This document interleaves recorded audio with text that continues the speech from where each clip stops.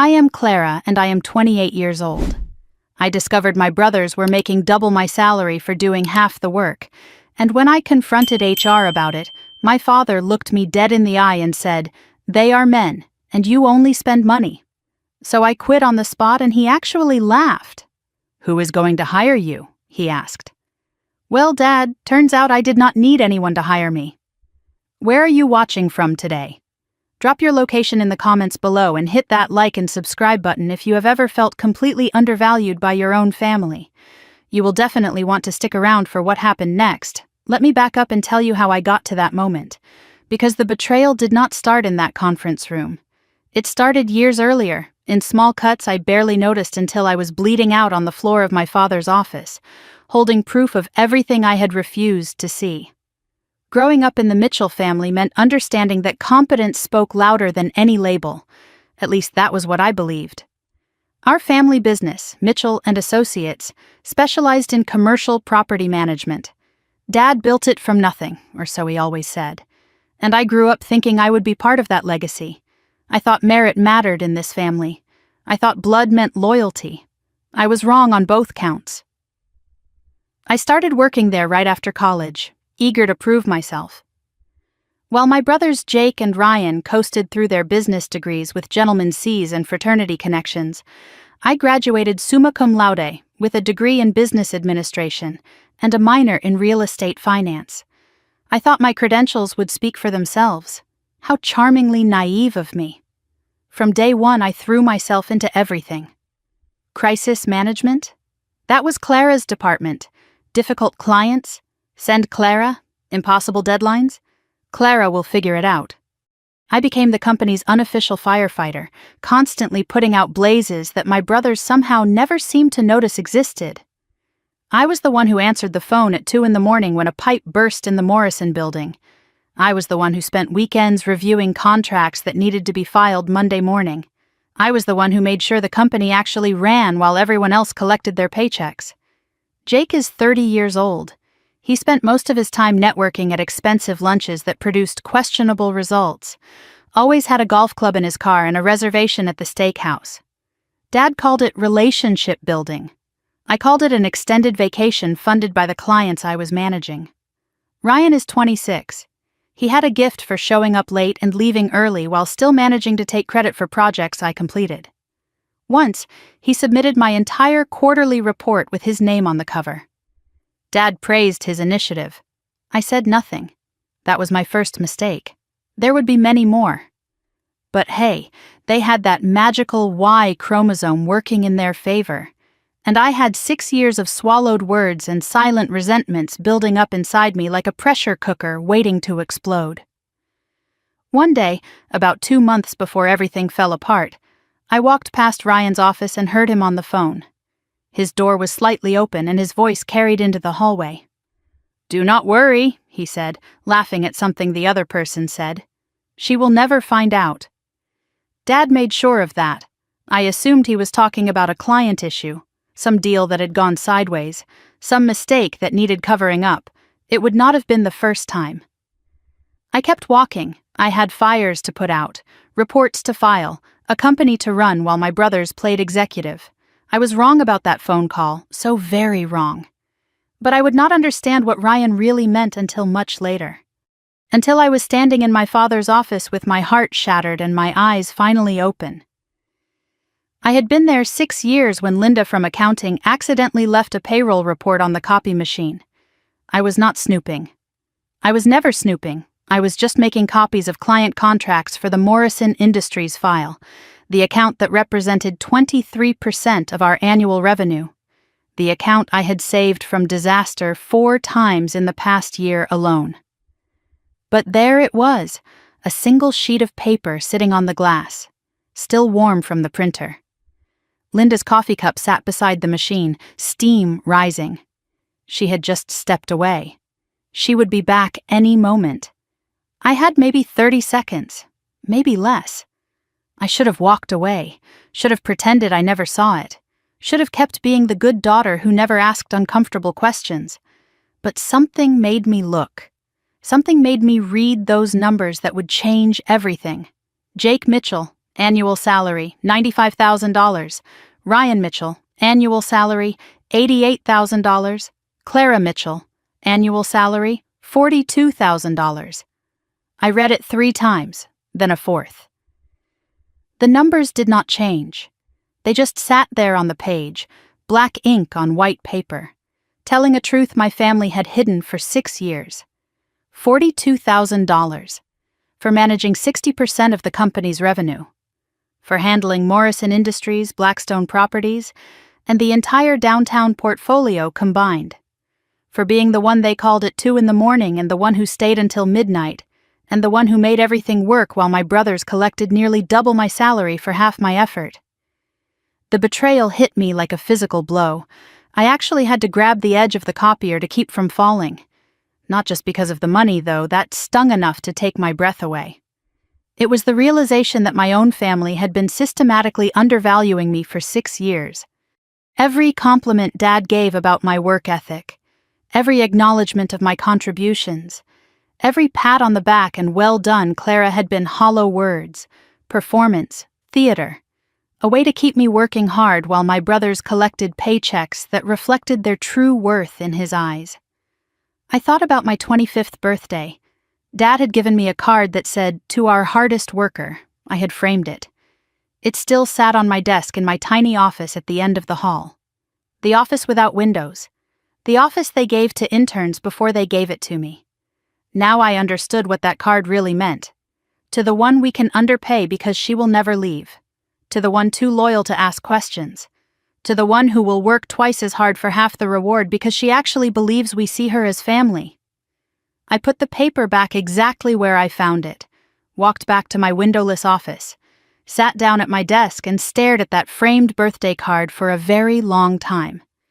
I spent the rest of that day in a fog, mechanically completing my tasks, smiling at coworkers, answering emails, pretending everything was fine when everything was broken. My mind kept circling back to the same questions. How long had this been going on? Had it been like this from the very beginning? Did everyone know? Was I the only one who had been foolish enough to believe in fairness? And Linda, had she left that report by accident? Or had she wanted me to find it? The timing was too perfect, the placement too convenient. But why would she risk her job to show me something my family had worked so hard to hide? I did not have answers, only questions, and a growing certainty that I could not let this continue. That evening, something unusual happened. Dad stopped by my desk on his way out. He never did that.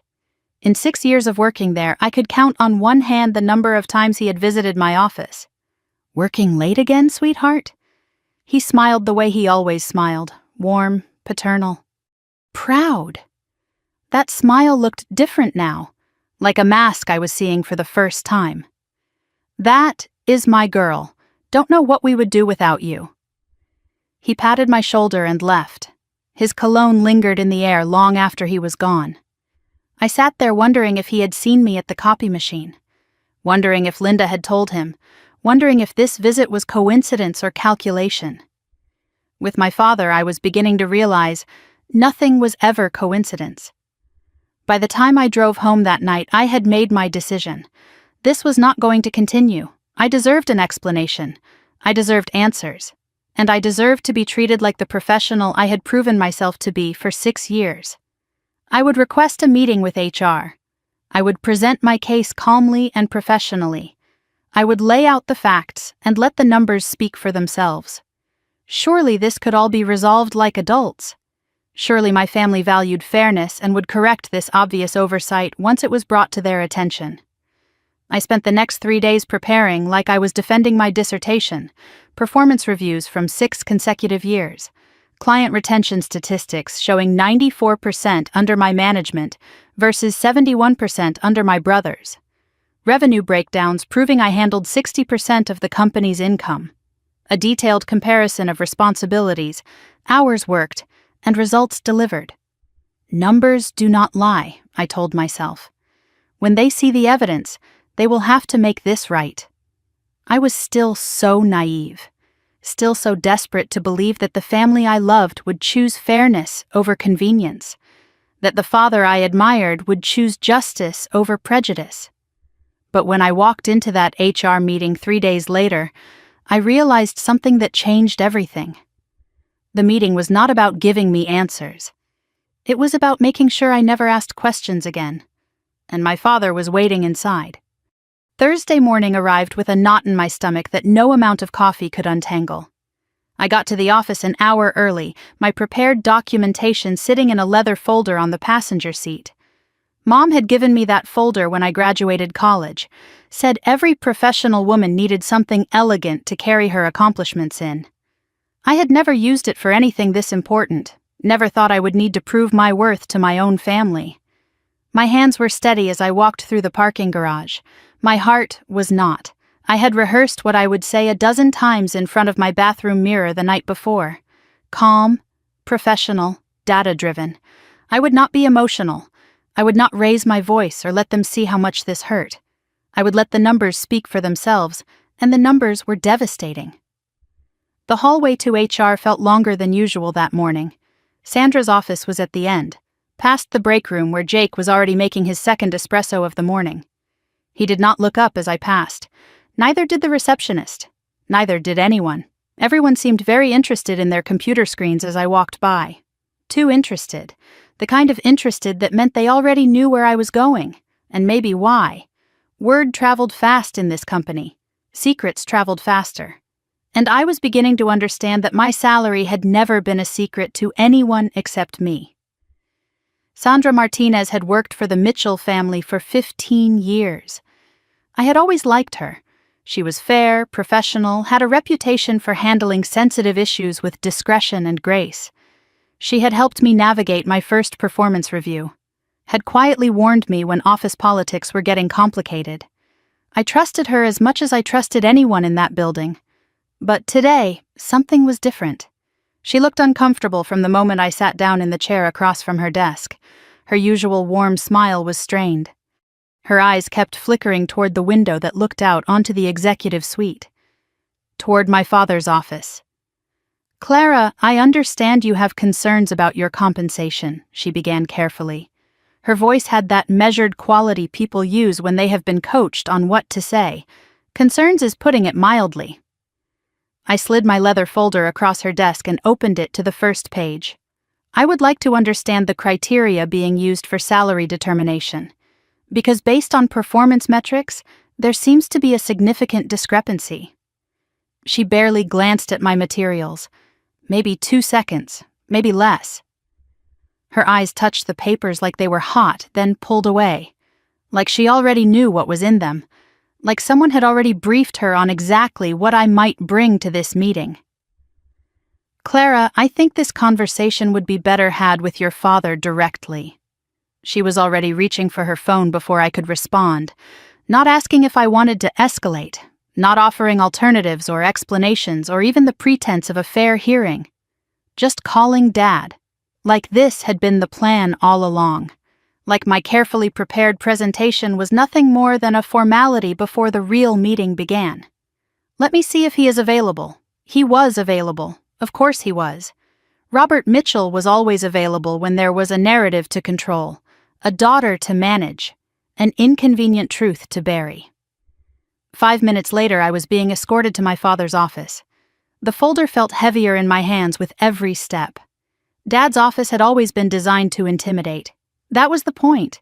The massive oak desk that cost more than my annual salary. The leather chair that sat 6 inches higher than the guest chairs, forcing everyone who sat across from him to look up like a child seeking approval. The framed photos covering the walls, him shaking hands with mayors, senators, real estate moguls. A visual resume of power and connections. And one photo of the family, taken 15 years ago. Before Mom got sick. Before everything changed. Before I understood that the man smiling in that photograph was not the man sitting behind this desk. I noticed something I had never seen before. Mom's photo, the one that used to sit on the corner of his desk where he could see it every day, was gone. In its place was a new frame. Dad with Jake and Ryan at some golf tournament. All 3 of them holding trophies and grinning like they had conquered the world. I was not in it. I wondered when the switch happened. I wondered if I had ever really been in any of the frames that mattered. Sandra sat beside me, notepad ready, pen poised, writing nothing. She was here as a witness, I realized, not as an advocate, not as a neutral party, as proof that proper procedure had been followed when they dismissed my concerns. Dad flipped through my carefully prepared charts with the expression he used to review grocery lists. Mildly interested, slightly impatient, already certain of the outcome. Clara, honey. He leaned back in his chair and the leather creaked like a sigh. I appreciate your initiative here, but I am not sure you understand how business compensation works. The honey did it. That single word, spoken in that patronizing tone he used when he thought I was being emotional. Like I was a child asking why the sky is blue. Like 6 years of dedicated work and a folder full of irrefutable evidence deserved nothing more than condescension and a pet name. Enlighten me, I said. My voice was steady. I was proud of that. He leaned back further, settling into the posture of a man about to deliver wisdom to someone too simple to understand it. Your brothers have different responsibilities, different pressures. Jake handles our major institutional clients. Ryan manages our development projects. Those roles carry more liability, more complexity. Dad, I handle Morrison Industries, Blackstone Properties, and the entire downtown portfolio. Combined, they represent 60% of our revenue. His jaw tightened. Just slightly, just enough for me to notice. I was disrupting his narrative, forcing him off the script he had prepared. Yes, but... And last month, I continued, when Blackstone threatened to pull their contract over the heating system failures, who spent 3 straight days coordinating with contractors and city inspectors to resolve it? Who kept them from walking away and taking 11% of our annual revenue with them? His eyes flickered to Sandra. Just for a moment. A glance that said everything. I told you she would do this. I told you she would not just accept it. Sandra's pen stopped moving entirely. She stared at her notepad like the secrets of the universe were written there. I understood then. This was not a meeting. It was not a negotiation or a discussion, or even a genuine attempt to address my concerns. This was a containment strategy. They had discussed me, prepared for me, decided how to handle me before I ever walked through that door. The silence stretched between us. My father put down my documentation and looked at me directly. And then he said the words that would echo in my mind for years to come. The words that shattered every illusion I had ever held about my family, about my place in it, about my worth. They are men, Clara. You only spend money. Have you ever had a moment where time stops? Where words hit you so hard that reality shifts around you, rearranging itself into a shape you no longer recognize? Where the ground you have been standing on your entire life suddenly reveals itself to be nothing but air? This was mine. 6 years of dedication, of excellence, of loyalty so complete I had sacrificed relationships, weekends, holidays, any semblance of a personal life, reduced to my gender and some twisted perception of my worth. Excuse me? I managed to say the words, but they came from somewhere far away, from the part of me that was still standing while the rest of me collapsed. Men have families to support, Dad continued, like he was explaining something obvious to a slow student. They need career growth, financial stability. You will probably get married, have kids, want to stay home eventually. It does not make sense to invest the same resources in someone who is temporary. Temporary? The word hit me like a slap. I thought about all the holidays I had worked so my brothers could be with their girlfriends, the vacations I had skipped because someone needed to stay behind and keep things running, the apartment I still rented because I had been saving to buy something near the office, to make my commute shorter, to give even more of myself to a company that saw me as temporary. 6 years. And I was temporary. I looked at my father. Really looked at him. Not as my dad, not as my mentor, not as the man who had taught me to ride a bike and helped me with calculus homework and walked me to my first day of kindergarten, but as exactly what he was, A man who had built his success by making others smaller, who had used me for 6 years and paid me less than half what he paid the sons who could barely show up on time, who looked at his own daughter and saw nothing but an expense to be minimized until she could be eliminated entirely. I had been small for him long enough. I stood up slowly. My legs were somehow steady despite feeling like my entire world was crumbling. But my voice, when it came out, surprised even me. It was calm, clear, certain. I see. Now, Clara, do not get emotional about this. He waved his hand dismissively. Business is business. Emotional. I almost laughed, of course. Because recognizing blatant discrimination is just me being emotional. Because expecting equal pay for superior work is just me being difficult. Because finally seeing the truth after 6 years of willful blindness is just me being hysterical. You are right, Dad. Business is business. I reached into my purse and pulled out my company credit card, my office keys, my parking pass, the accumulated artifacts of 6 years of servitude to a family that had never seen me as anything more than cheap labor. I placed each item on his desk with deliberate care. Like I was laying down cards in a game I had finally decided to stop playing. Like I was setting down a weight I had carried so long I had forgotten it was crushing me. Consider this my 2 weeks' notice. The color drained from his face. This was not in his script. This was not how the containment strategy was supposed to end. The daughter was supposed to be upset but manageable. Disappointed but compliant. She was supposed to accept the explanation and go back to her windowless office and keep making them money for half the cost. Clara, let us not be hasty. 2 weeks. Professional courtesy. Since family clearly means something different to each of us. I turned to leave. My hand was on the doorknob when his voice stopped me. And there it was. The question that revealed exactly who he had always been. The question that proved I had never known him at all. Who is going to hire you, Clara? Really? I turned back, looked at him one last time. The man I had loved. The man I had trusted. The man I had given 6 years of my life trying to impress. You know what, Dad? That is the wrong question. His eyebrows raised, expectant, smug, absolutely certain I would crumble. That I would realize my mistake and come crawling back.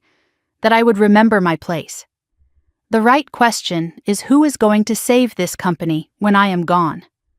I walked out without waiting for his response, did not go back to my desk, did not collect my things, did not say goodbye to anyone.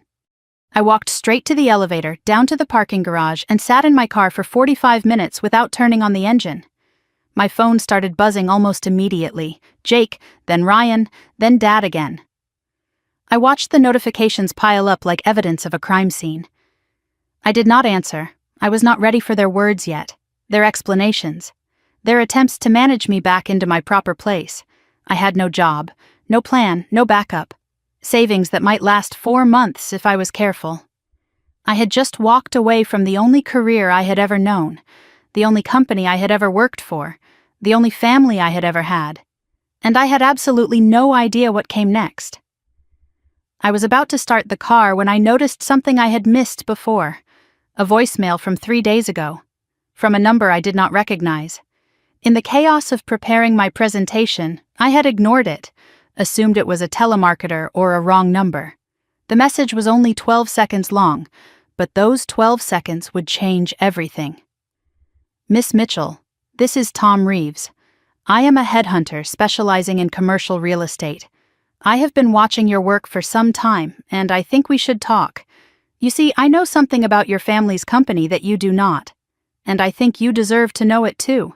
He had called 3 days ago, before I found the payroll report, before I knew anything was wrong, almost like he knew what was coming, almost like someone had tipped him off. I saved the message, started my car, and drove toward a future I could not yet imagine, carrying questions I did not yet know how to ask. What did Tom Reeves know about my family, and why had he called me before everything fell apart? I sat in my car for another 10 minutes after listening to the voicemail, played it again, then a third time. Tom Reeves, a headhunter, someone who had been watching my work, someone who claimed to know something about my family's company. The voicemail was dated Sunday, 3 days before I found the payroll report on the copy machine, 3 days before I knew anything was wrong, which meant Tom Reeves had called me before I discovered the truth. Almost like he knew what was coming, almost like someone had tipped him off about what I was about to find. I could ignore it, go home, curl up on my couch with a bottle of wine and figure out my life tomorrow. That was the safe choice, the comfortable choice, the choice that would let me pretend for one more night that everything might somehow work out. But I had spent 6 years being comfortable, being safe, being the good daughter who never asked questions and never made waves and never demanded to be treated like she mattered. Look where that had gotten me. I dialed the number before I could talk myself out of it. He picked up on the second ring. His voice was calm, professional, but with an undercurrent of something else. Relief, maybe. Like he had been waiting for my call, like he had started to worry I would never make it. Miss Mitchell, I am glad you reached out. I was beginning to think you had not gotten my message. I have been busy. I heard. He paused, and I could almost hear him choosing his next words carefully. Word travels fast in this industry, especially when a Mitchell walks out of Mitchell and Associates. I gripped my steering wheel tighter.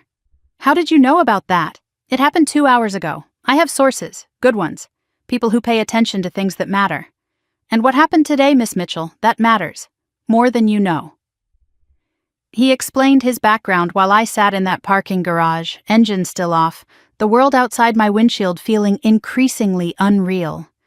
22 years in executive recruitment, specialized in commercial real estate, had placed CFOs at 3 of the largest property management firms on the East Coast. He knew everyone worth knowing, and everyone worth knowing knew him. But here is what I do not understand, I said when he finished his credentials.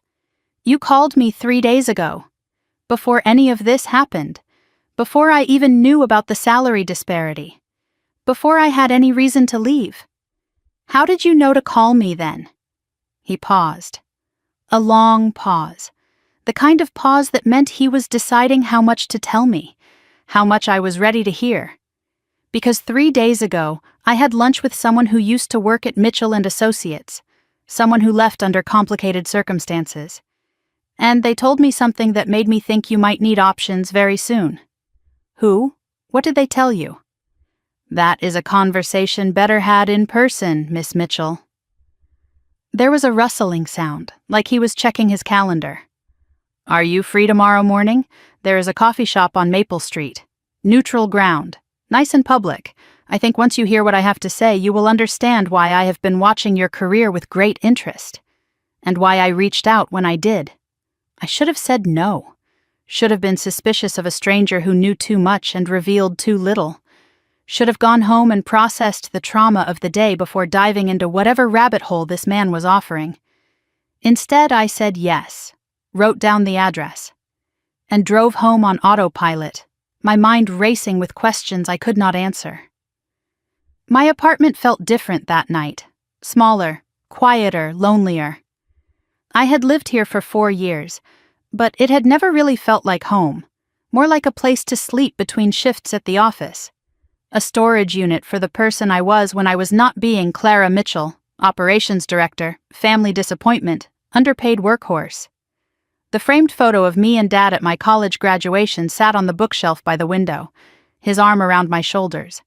Both of us smiling like the future was nothing but possibility. I picked it up, studied his face for signs of the man I had met in that office today. The man who had called me temporary, who had measured my worth in chromosomes and assumptions. I turned the frame face down, could not look at it anymore. My phone showed 17 missed calls by midnight. 4 from Dad, 6 from Jake, 3 from Ryan, 2 from Sandra, and 2 from numbers I did not recognize.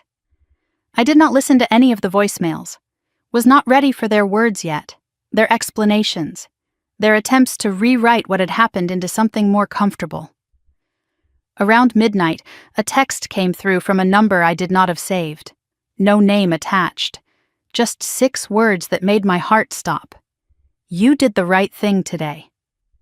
I stared at that message for 10 minutes. read it over and over until the words stopped making sense. It was not from Tom. His number was different. It was not from anyone in my contacts. Someone else knew what had happened. Someone else was watching. Someone else wanted me to know they approved. I should have been frightened. Should have been paranoid about strangers tracking my movements and sending mysterious messages in the middle of the night. But something about those 6 words felt less like surveillance and more like support, like someone out there understood, like I was not as alone as I felt. I did not sleep that night. Instead, I did what I always did when my mind would not stop spinning. I made spreadsheets, calculated my savings down to the penny, 4 months and 12 days if I was extremely careful, longer if I found a cheaper apartment, shorter if I could not find work. The math was terrifying. The silence was worse. Maple Street Coffee was the kind of place where deals got made, quiet booths with high backs for privacy, good lighting that flattered everyone, espresso that cost more than my lunch used to. I arrived 15 minutes early, but Tom was already there, sitting in the back corner with a clear view of the door, watching everyone who walked in. The habit of someone who had learned to always know his exits. He was older than I expected, mid-50s maybe. Silver hair swept back from a face that had aged well, wire-rimmed glasses that made him look like a professor or a doctor, someone you would trust with important information. He stood when I approached and shook my hand with the grip of someone who had closed 1,000 deals. "Thank you for coming, Miss Mitchell." "Clara." "And thank you for being cryptic enough to guarantee I would show up." He smiled at that, gestured to the seat across from him. I have learned that the truth lands better in person, especially truth as heavy as what I have to tell you. A waitress came and went. Coffee ordered, served, ignored. Tom reached into his briefcase and slid a folder across the table. Inside were printouts, financial statements, client lists, performance reports, all from Mitchell & Associates, all dated from the past 3 years. "Where did you get these?" "From the person I mentioned. The one who left under complicated circumstances." He pointed to a line item on the second page. "Do you recognize this account?" I did. The Henderson account. A mid-sized office complex that had mysteriously left Mitchell & Associates 2 years ago. I had managed them briefly before they terminated their contract. Dad blamed market conditions. Jake blamed the economy. Ryan blamed everyone except himself. "What about Henderson?" Tom leaned forward slightly. "The Henderson account left because your brother Ryan forged your signature on a contract amendment that cost them $40,000 in unexpected fees. When they complained to your father, he covered it up, offered them a settlement to keep quiet and sign a non-disclosure agreement. They took the money and walked." My hands went cold. "That is not possible. I never signed any amendment for Henderson. I would remember. You did not sign it, Clara. Ryan signed it. With your name. Using your signature from other documents as a template. And when Henderson threatened legal action, your father made it go away." He pointed to another page. Henderson was not the only one. "I have records of at least 6 accounts your brothers mismanaged over the past 3 years. Accounts that were blamed on market conditions or quietly cleaned up with settlements. And in every case your name was attached somehow. Your signature, your authorization, your reputation." I felt sick. My coffee sat untouched, growing cold. "Why are you showing me this?" "Because you deserve to know the truth about how your family operated. And because the person who gave me these documents told me something else." He watched my face carefully, measuring my reaction. "They told me your father has a phrase he uses in private meetings when things go wrong. When one of your brothers makes a mistake that could cost the company money or reputation. He said it in front of witnesses dozens of times." "What phrase?" Tom's voice was quiet, almost gentle. "Clara will fix it." The words landed like a punch. "Clara will fix it." 4 words that explained everything. Why my client retention was so high, why my accounts never seemed to have problems, why I was always putting out fires I never saw start. I had not been putting out random fires. I had been cleaning up messes my brothers created, fixing mistakes that were blamed on circumstances but caused by incompetence, building a reputation for excellence on top of a foundation of hidden disasters. I had been their insurance policy, and they had never told me. "Who gave you these documents?" I asked. "Who is the person who left under complicated circumstances?" "Her name is Patricia Holloway. She was your father's operations manager 8 years ago, before you joined the company." I knew that name, vaguely, a ghost story around the office. Someone who had left suddenly, dramatically, someone Dad never spoke about. What happened to her? She found out about some financial irregularities, threatened to go to the board. 2 weeks later, she was gone. Your father told everyone she took a job in another state. I looked for her, Clara, for years. I look for everyone who disappears from companies I work with. Patricia Holloway does not exist anywhere in commercial real estate, not in any other state, not in any other industry. It is like she vanished. Then how do you have documents from her? Tom smiled. It was not a happy smile. Because Patricia did not vanish. She went into hiding, changed her name, built a new life where your father could not find her, and she has spent the last 8 years gathering evidence, waiting for the right moment, the right person. The right person for what? To finish what she started, to expose what your father really is.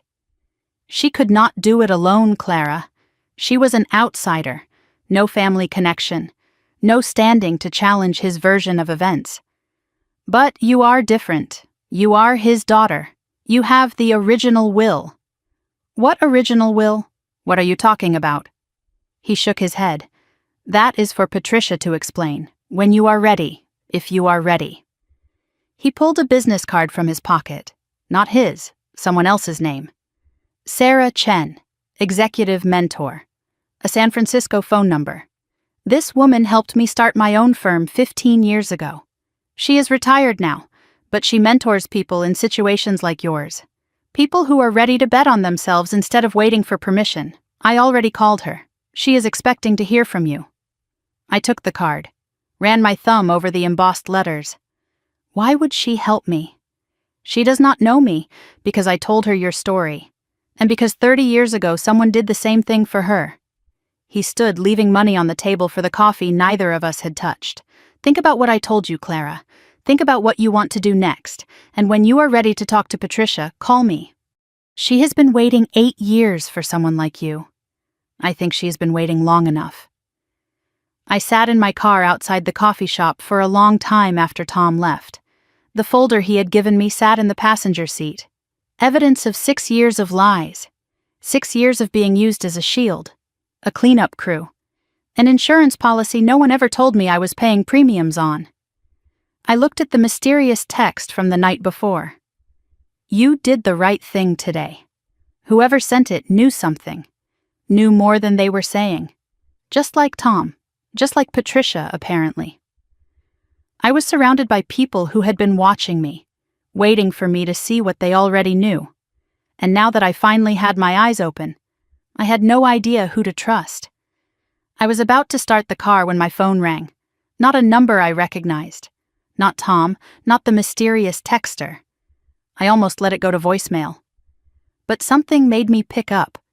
Clara? A woman's voice. Shaky, scared, barely above a whisper. It is Linda. From accounting. Please do not hang up. Linda. The woman who had left the payroll report on the copy machine. The woman who had started all of this.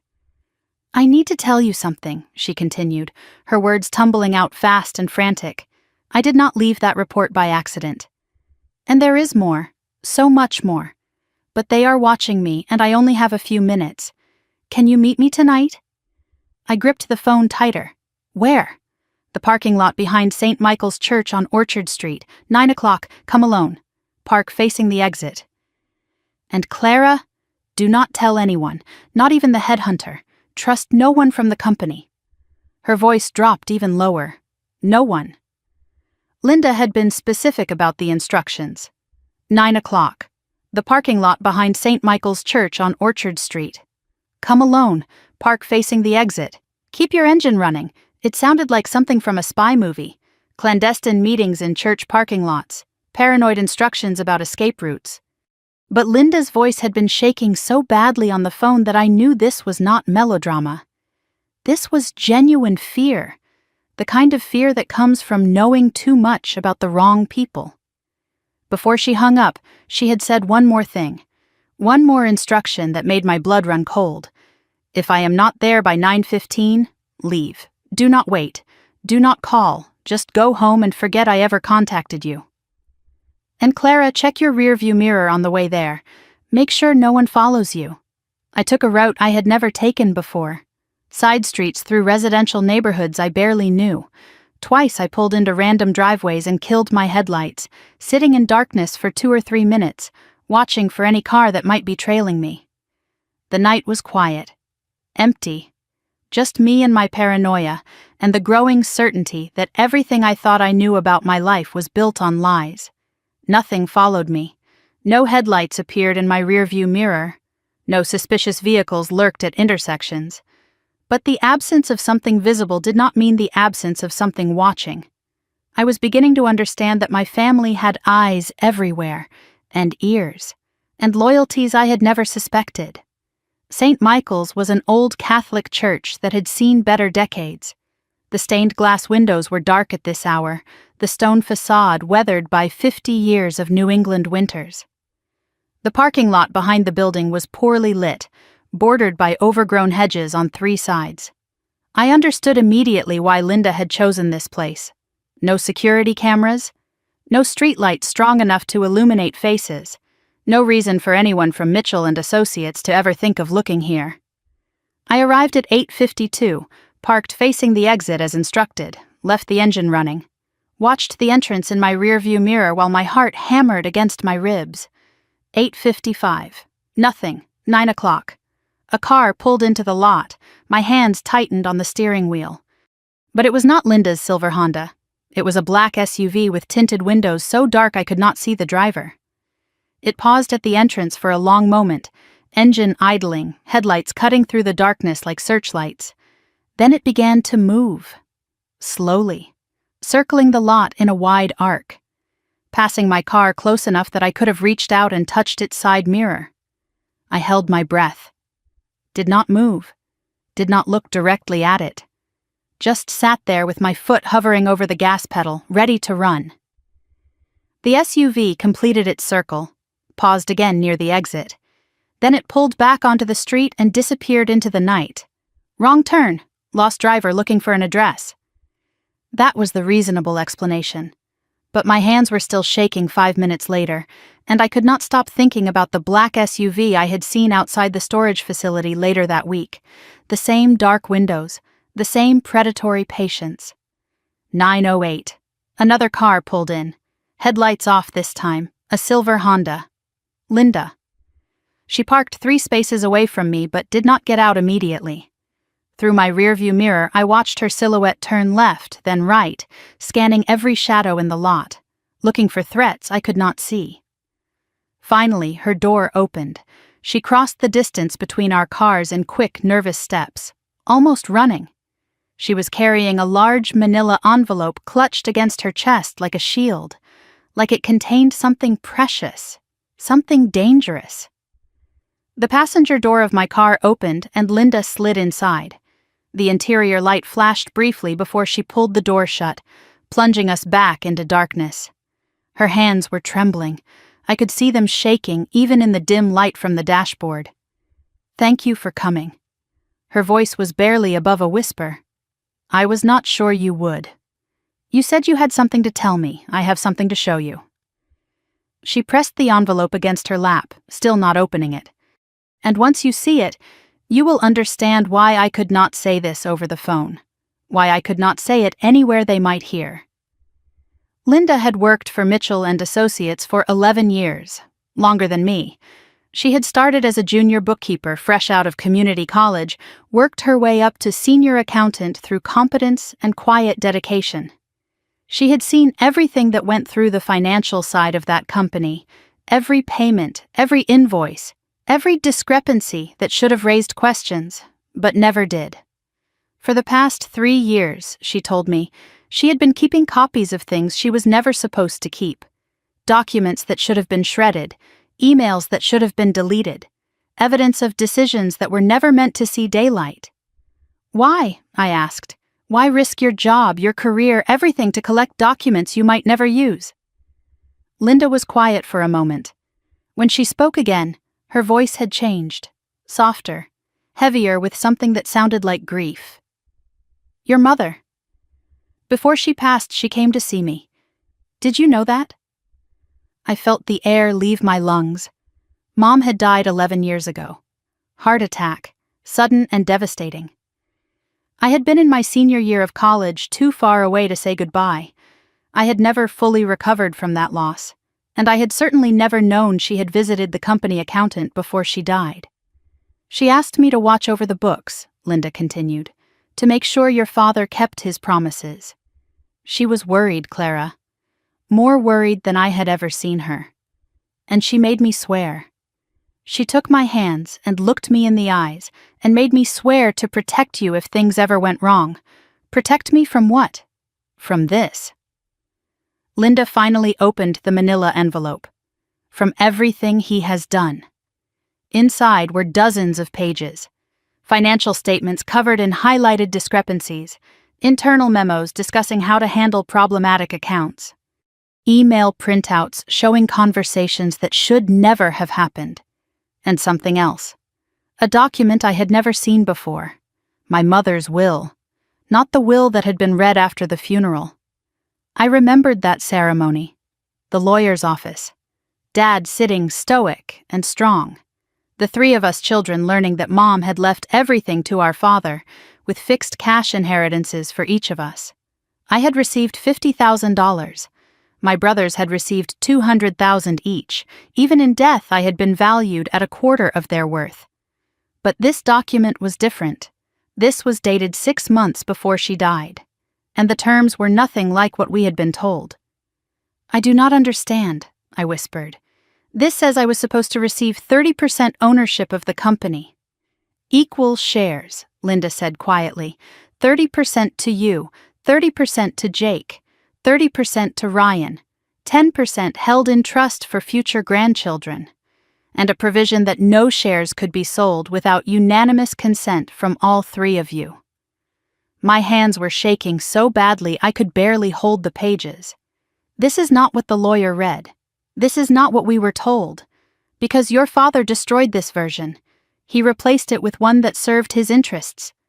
The will that was executed, the one you heard read, was dated 2 weeks after this one, with terms that gave him complete control and ensured you would never have any real stake in the company. I looked up from the document, met Linda's eyes in the darkness. How do you have this? I found it years ago, buried in a file your father thought he had destroyed. She reached into the envelope again. But that is not the worst thing I found. There is a letter, Clara, from your mother. To you. She pulled out a single sheet of paper. Handwritten. My mother's familiar script. Elegant and flowing. The same handwriting that had signed my birthday cards and permission slips and college application recommendations. The letter was dated 1 week before she died. I found this in the shredder bin, Linda said. The machine had jammed. Your father did not realize it had not finished destroying everything. She pressed the letter into my hands. I have kept it safe for 11 years. Waiting for the right moment. I am sorry it took so long. I am so sorry. I read the letter by the light of my phone screen. My mother's words, written to me, never delivered. My darling Clara. If you are reading this, something has gone wrong. Your father has made promises he may not keep. I need you to know the truth about this company, about your brothers, and about what you truly deserve. I have tried to ensure your future is protected. I have revised my will to give you equal ownership of Mitchell and Associates. Your father agreed to these terms. He promised me, Clara. He promised that you would be treated fairly, that your contributions would be valued, that your brothers would not be given advantages simply because of their gender. But I have learned not to trust promises anymore, not even from the man I married. Your brothers are not bad men, but they are weak men. Your father has made them that way. He has given them everything without requiring anything in return. And I fear that when I am gone, they will take what they have not earned because they have never learned another way. If you are reading this letter, it means your father did not keep his word. It means the will I created was not the will that was executed. And it means you need to protect yourself. I have asked your father to give you this letter if anything happens to me. If you are reading it, he kept his promise. If you never receive it, then my fears were justified. In that case, my darling, you must be strong. Do not trust promises. Trust only what is written, signed, and witnessed. And know that I always believed you were the strongest of my children, the one who would survive, the one who would thrive. I love you. Always, Mom. I sat in the darkness of that parking lot with my mother's letter in my hands and tears streaming down my face. 11 years since the funeral. 11 years of believing I had been treated fairly. 11 years of thinking she had simply trusted Dad to do the right thing. It had all been a lie. Everything. Every moment of my life since she died had been shaped by my father's betrayal. He had destroyed her will, stolen my inheritance, hidden the letter that would have warned me about everything, and he had smiled at me every day while doing it. Why now? I finally asked, my voice breaking. Why tell me all this now? Because I am leaving. Linda glanced out the window, checking the parking lot again. I put in my resignation yesterday. Told them I am moving to take care of my sick sister in Oregon. But the truth is I cannot stay there anymore. Not after what I have seen. Not after what they have done. What do you mean? What else have they done? Your father and your brothers, they are not just going to let you walk away. You know too much now. You have seen too much. And once they realize you have these documents, Linda stopped, seemed to gather her courage.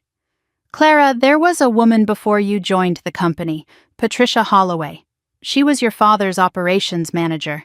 She found out about some financial irregularities and threatened to go to the board. I know that name. Tom mentioned her. 2 weeks after she threatened to expose your father, she was gone. They said she took a job in another state. But I looked for her, Clara. I searched every database, every professional registry, every social media platform. Patricia Holloway does not exist anywhere in this industry. It is like she disappeared. She pressed a small flash drive into my palm, along with the envelope. Take these. Everything I just gave you is on here too. Recordings of staff meetings where your father discussed keeping you manageable. Conversations between your brothers about whose name to put on your projects. And one conversation from last week. After you quit. What conversation? Your father and Jake, discussing how to make sure you never work in this industry again. They are already making calls, Clara, poisoning wells before you can drink from them. She opened the car door, letting in a rush of cold night air. Keep these documents somewhere safe, not your apartment, somewhere they would never think to look. And do not confront your father about any of this. Not yet. Not until you have a plan. Not until you have protection. What kind of protection? The kind money can buy, or the kind that comes from being too visible to touch. She stepped out of the car, then paused, reaching into her pocket one last time. One more thing. She handed me a business card. I made a call tonight. To someone who has been waiting a long time to hear from you. Your grandmother, Eleanor Mitchell. She knows what her son has done. She has known for years.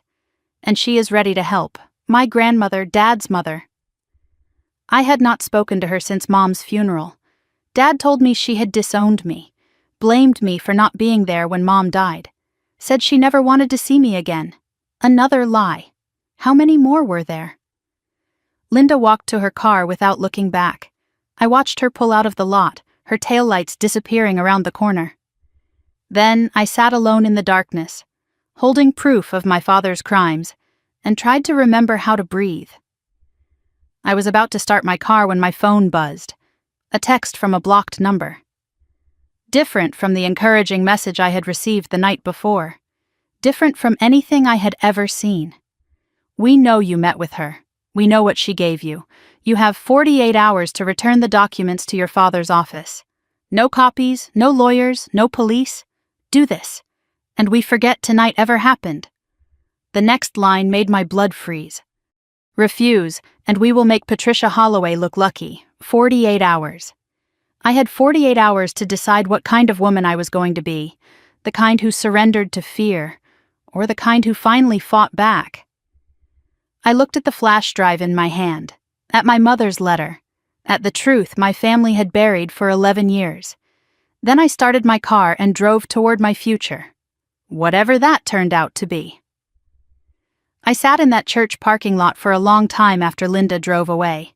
The threatening text glowed on my phone screen, the words burning themselves into my memory.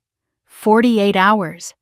Return the documents, or become the next Patricia Holloway.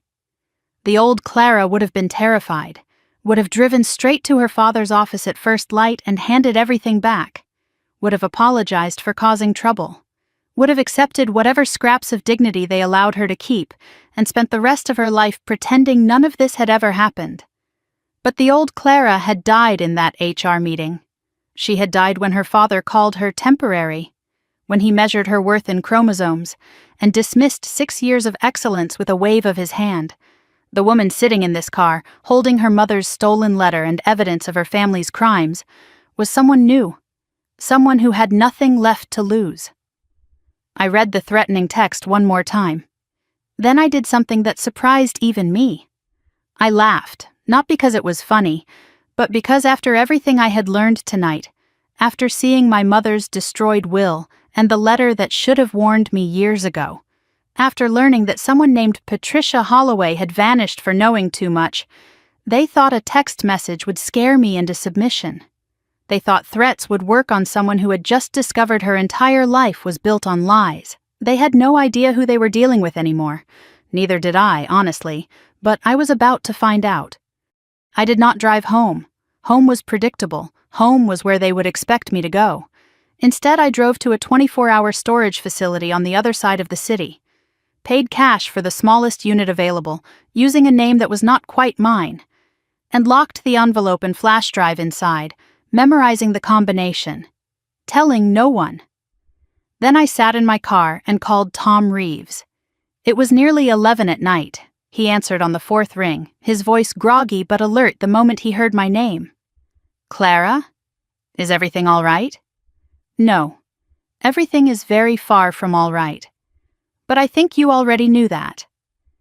I told him about Linda, about the documents she had given me, about my mother's original will and the letter that had never been delivered, about Patricia Holloway and the threat I had received. I told him everything, the words pouring out of me like water through a broken dam. Tom listened without interrupting. When I finally stopped talking, the silence stretched for a long moment. "Clara, I need to ask you something, and I need you to be honest with me. The person who told me about your family's company, the one who left under complicated circumstances, her name was Patricia Holloway. I know, Linda told me about her. She said Patricia disappeared, that no one can find her anywhere. She did not disappear." His voice was quiet, careful. "She went into hiding, changed her name, built a new life in a new state where your father could not find her. And she has spent the last 8 years gathering evidence, waiting for the right moment and the right person to bring Mitchell and Associates down. She is alive? Very much alive, and she has been waiting for someone like you for a very long time." Tom explained what Patricia could not do on her own. She had been an outsider, no family connection, no legal standing to challenge Robert Mitchell's version of events. Any accusations she made could be dismissed as the ravings of a disgruntled former employee. But I was different. I was his daughter. I had the original will, witnessed and notarized. I had standing that Patricia never had. She could not do it alone, Tom said. But together, with everything she has gathered and everything you now have, you could do something she never could. What are you suggesting?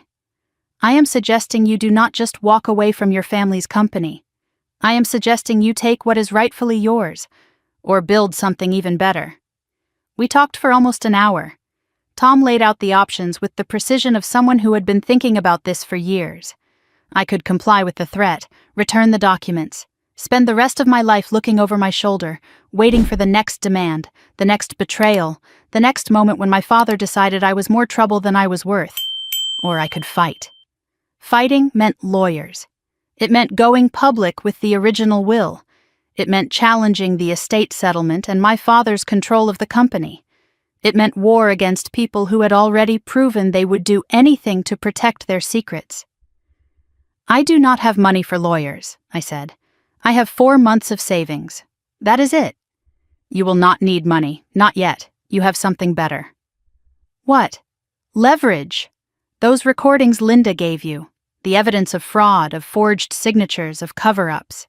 Your father built his reputation on being an honest businessman, a family man, a pillar of the community. How much do you think that reputation is worth to him? How far do you think he would go to protect it? I understood what Tom was suggesting. This was not about going to court, not yet. This was about making my father understand that the cost of silencing me was higher than the cost of letting me go, higher than the cost of giving me what I deserved. There is something else, Tom continued. Before you do anything, you need to meet Sarah Chen. Tomorrow. I have already called her. She is flying in from San Francisco. Flying in? For me? For you. And for Patricia. And for every woman your father has ever underestimated. Tom explained that Sarah was more than just a business mentor. She was part of a network, women in business who had faced situations like mine, women who had been pushed out, silenced, erased from companies they had helped build. They had found each other over the years, built something together. They helped each other, invested in each other, protected each other. It is not a formal organization, Tom said. No name, no membership list. Just women who remember what it felt like to be told they did not belong, and who made it their mission to ensure other women had the chances they almost did not get. Patricia was one of the first. Sarah was the founder. And if you are willing, Clara, you could be next. Tom insisted I not go home that night. Too predictable, too exposed. He booked me a room at a motel 40 minutes outside the city under a name that was not mine. Paid for it himself. Consider it an investment, he said. In your future, and in watching your father's face when he realizes he underestimated the wrong person. The motel room was clean but sparse. A bed with a floral comforter that had seen better decades. A television I did not turn on. A window that looked out on a parking lot and a highway beyond. I sat on the edge of the bed and let myself feel everything I had been holding back since that moment in my father's office. I still had my mother's letter, a copy I had made at the storage unit before locking the original away. I read it again by the light of the bedside lamp. Then again. Her handwriting blurred through my tears, but I kept reading, kept tracing the curves of her letters with my fingertip, kept hearing her voice in my head, the way she used to say my name when I was a child and everything felt safe. She had believed in me, had tried to protect me, had loved me enough to plan for a future she would never see. And my father had taken all of it, had destroyed her wishes and hidden her words, and let me spend 11 years believing I was worth less than my brothers because that was simply how things were. I cried for the first time since this all began. Not for the job I had lost, not for the family that had betrayed me, but for my mother. For all the years we could have had. For all the conversations we would never have. For the protection she had tried to give me that had been stolen before I ever knew it existed. But grief, I was learning, could be fuel. Pain could be purpose. And love, even love from someone gone, could be armor. I wiped my eyes, pulled out my phone, and sent one text to the blocked number that had threatened me. No, one word. But it changed everything. Sarah Chen was not what I expected. I had imagined a corporate warrior, power suits and sharp edges and the kind of presence that made grown men step aside. Instead, the woman who met me at a quiet restaurant the next morning looked like someone's favorite aunt. Soft gray hair, warm smile, A cardigan that probably cost more than my car but looked like something you would wear to a book club meeting. But her eyes told a different story. They were sharp, watchful, the eyes of someone who had survived things she did not talk about in polite company. Clara Mitchell. She extended her hand. I have heard a lot about you. All of it impressive. Over breakfast, Sarah told me her story. 30 years ago, she had been exactly where I was now. Different industry, different family, same betrayal. She had built her own company from nothing after being pushed out of her family's business, had grown it into something worth $50 million before selling and stepping back from active management. I did not retire to play golf, Sarah said. I retired to help women like you. Because someone helped me once. And the debt never goes away. It just changes hands. She wanted to know everything. My background, my skills, my vision for what I could build if I had the resources and the freedom. I talked for nearly an hour while she listened, occasionally asking questions that cut straight to the heart of whatever I was trying to explain. The mid-market property sector, I said at one point, it is underserved. The big firms do not want accounts under $50 million in assets. Too small for their fee structures. The boutique firms cannot handle the complexity or the volume. There is a gap, and I know that market. I have been serving it for 6 years. I just never got credit for it. Sarah smiled. It was the first real smile I had seen from her. That is exactly what Tom said you would say. She was prepared to invest. Not just money, though she offered that too. Connections, introductions, access to clients who were tired of working with firms that treated them as afterthoughts. The network she had built over 30 years opened up for someone she had just met. Clara, let me tell you something no one told me until it was almost too late. Her voice was gentle but firm. Revenge is satisfying, but success is better. Do not destroy your father's company because it will feel good. Build your own because it will make you free. The destruction will happen on its own. It always does when the foundation is rotten. There is one condition, Sarah added. You have to let Patricia help you. She knows more about your father's operation than anyone, and she deserves to see this through. She has earned that. Where is she? Waiting for my call. Ready to come out of hiding. Ready to finally finish what she started 8 years ago. I spent the rest of the day with Sarah, planning, strategizing, laying the groundwork for what would become Mitchell Property Solutions, a name that would make my father choke when he heard it. A company built on everything he had tried to deny me, a future he had never seen coming. By evening, I felt something I had not felt in years. Hope. Real hope. Not the desperate hope of someone waiting to be saved, but the fierce hope of someone building her own rescue.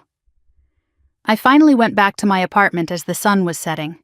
Sarah had arranged for a security consultant to check it first. All clear. No listening devices, no signs of entry. Just my quiet space, waiting for me like nothing had changed, even though everything had. I was making tea when I heard it. A knock at the door. Soft, deliberate, not aggressive but insistent. I checked the peephole and felt my heart stop. Jake. My brother stood in the hallway, alone. His face was pale and drawn like he had not slept in days. Dark circles under his eyes, stubble on his jaw. He looked nothing like the polished executive who had ignored me in the break room just days ago. And in his hands, he held something that made no sense. A bouquet of white lilies, Mom's favorite flowers, the ones we had put on her grave every year until Dad decided it was too morbid and stopped the tradition. Clara. His voice cracked on my name. Please, I need to talk to you. It is about Dad. It is about what he is planning. And Clara, I am scared. I think he is going to do something terrible. Not to you. He paused, swallowed hard. To himself. Please, you are the only one who can stop him. I stood frozen, my hand on the deadbolt, trying to decide if this was a trap or a warning. Trying to figure out if the brother who had taken credit for my work and collected twice my salary could possibly be telling the truth, and wondering if it even mattered anymore. I stood with my hand on the deadbolt, staring at the distorted image of my brother through the peephole. Jake Mitchell, the golden child, the one who had never worked a weekend in his life. The one who had collected $95,000 a year while I scraped by on $42,000 for doing twice the work. And now he was at my door with our mother's favorite flowers, claiming our father was planning something terrible. Every instinct screamed trap. This was exactly what they would do. Send the charming one. The diplomat. The brother with the easy smile and the voice that could sell ice to penguins. Jake had always been the family peacemaker, the one who smoothed things over when tensions ran high, the one who made problems disappear with a few well-chosen words and a disarming laugh. Was I just another problem to disappear? But something was different tonight. Through the peephole, I could see Jake's hands trembling. The flowers shook like leaves in a storm, and his eyes, those confident blue eyes that had never known a moment of real doubt, were red-rimmed. Raw. He had been crying. Jake had not cried since Mom's funeral. Not even then, really. He had been too busy being strong for Dad, too busy playing the role of the reliable son. I thought about Mom's letter. The words she had written about my brothers. They are not bad men, but they are weak men. Your father has made them that way. Maybe weak men could still surprise you. Maybe weakness, pushed far enough, could become something else entirely. I opened the door. Jake stepped inside like he was entering a crime scene, hesitant, looking around my small apartment as if seeing it for the first time. He probably was. In 6 years of working together, in 28 years of being siblings, none of my family had ever visited me here. Not once. I had invited them, had suggested dinners, movie nights, casual get-togethers. The invitations had always been declined with excuses that seemed reasonable at the time, but now felt like calculated distance. You can sit down, I said, not offering tea or coffee or anything resembling hospitality. Talk. He placed the lilies on my kitchen counter. His hands were still shaking. I noticed he was wearing the same suit he had worn to work the day I quit, wrinkled now, like he had slept in it, or not slept at all. I do not know where to start. Try the beginning, or the part where you explain why you are here instead of sending another threatening text. His head snapped up. Threatening text? Clara, I did not send any text. Was it from a blocked number? I nodded, watching his reaction carefully. Looking for the lie, for the flicker of guilt that would tell me everything I needed to know. That was Ryan. Something like pain crossed Jake's features. He has been handling the situation. Dad gave him the job because he said I did not have the stomach for it. He laughed, but there was no humor in it. He was right. I do not. Jake sat on the edge of my couch like he might need to run at any moment. The confident executive I had watched coast through life for years was gone, deflated. In his place was someone I barely recognized, someone who looked as lost as I felt. Clara, I need to tell you something, and you are going to hate me even more than you already do. But I cannot keep carrying this anymore. It is killing me. What is killing you, Jake? The guilt of making twice my salary? The guilt of taking credit for my work? Or something else? He flinched like I had slapped him. The reaction was so genuine, so unguarded, that I felt the first crack in my certainty that this was all an elaborate manipulation, all of it. His voice dropped to barely a whisper. But there is more. So much more. Jake started talking. Slowly at first, the words dragged out like confessions from a reluctant witness. Then faster, more urgent, like a dam that had finally broken after holding back years of pressure. He had known about the salary disparity. Of course he had. Everyone in the company had known. It was an open secret, discussed in hushed tones in the break room and at happy hours where I was never invited. But Jake had told himself it was just how things were, that I was okay with it, that I would have said something if I were not. I know how pathetic that sounds now, he said, staring at his hands. I know there is no excuse. But you have to understand, Clara, I have spent my whole life doing what Dad expected, being who he wanted me to be. I never questioned anything because questioning meant losing everything. Losing what? Your salary, your corner office, your parking spot next to the elevator? Losing him. Jake's voice cracked on the word. You do not know what it was like after Mom died. You were at college, starting your life. I was here, watching him fall apart. And then watching him put himself back together into someone I barely recognized. The dad we grew up with died when Mom did. The man running that company now, he scares me, Clara. He has scared me for years. I sat down across from him, not forgiving, not ready to trust, but listening, really listening for the first time since he had walked through my door. Jake knew about the original will. Not all the details, but enough. He had overheard arguments between our parents before Mom got sick, arguments that happened late at night when they thought no one was listening, arguments about fairness, about promises, about what would happen to the children if something happened to her. She made him swear, Clara. I heard her. One night when I came home late from a party, they were in the kitchen. They did not know I was in the hallway. She made him swear on her grave that he would treat you equally, that he would honor what she wanted. And he did not. He destroyed the original will 3 days after the funeral. Jake's eyes met mine, and I saw years of guilt pooling in them. I watched him do it, in his study. He put it through the shredder, and then he burned the pieces in the fireplace. I was too afraid to say anything. I have been too afraid to say anything for 11 years. The words hung in the air between us. 11 years of silence. 11 years of complicity. 11 years of watching me work twice as hard for half the reward while knowing the whole time that I had been cheated out of my inheritance. There is more. Jake's voice had dropped so low I had to lean forward to hear him. The salary difference, the forged signatures on your accounts, taking credit for your work.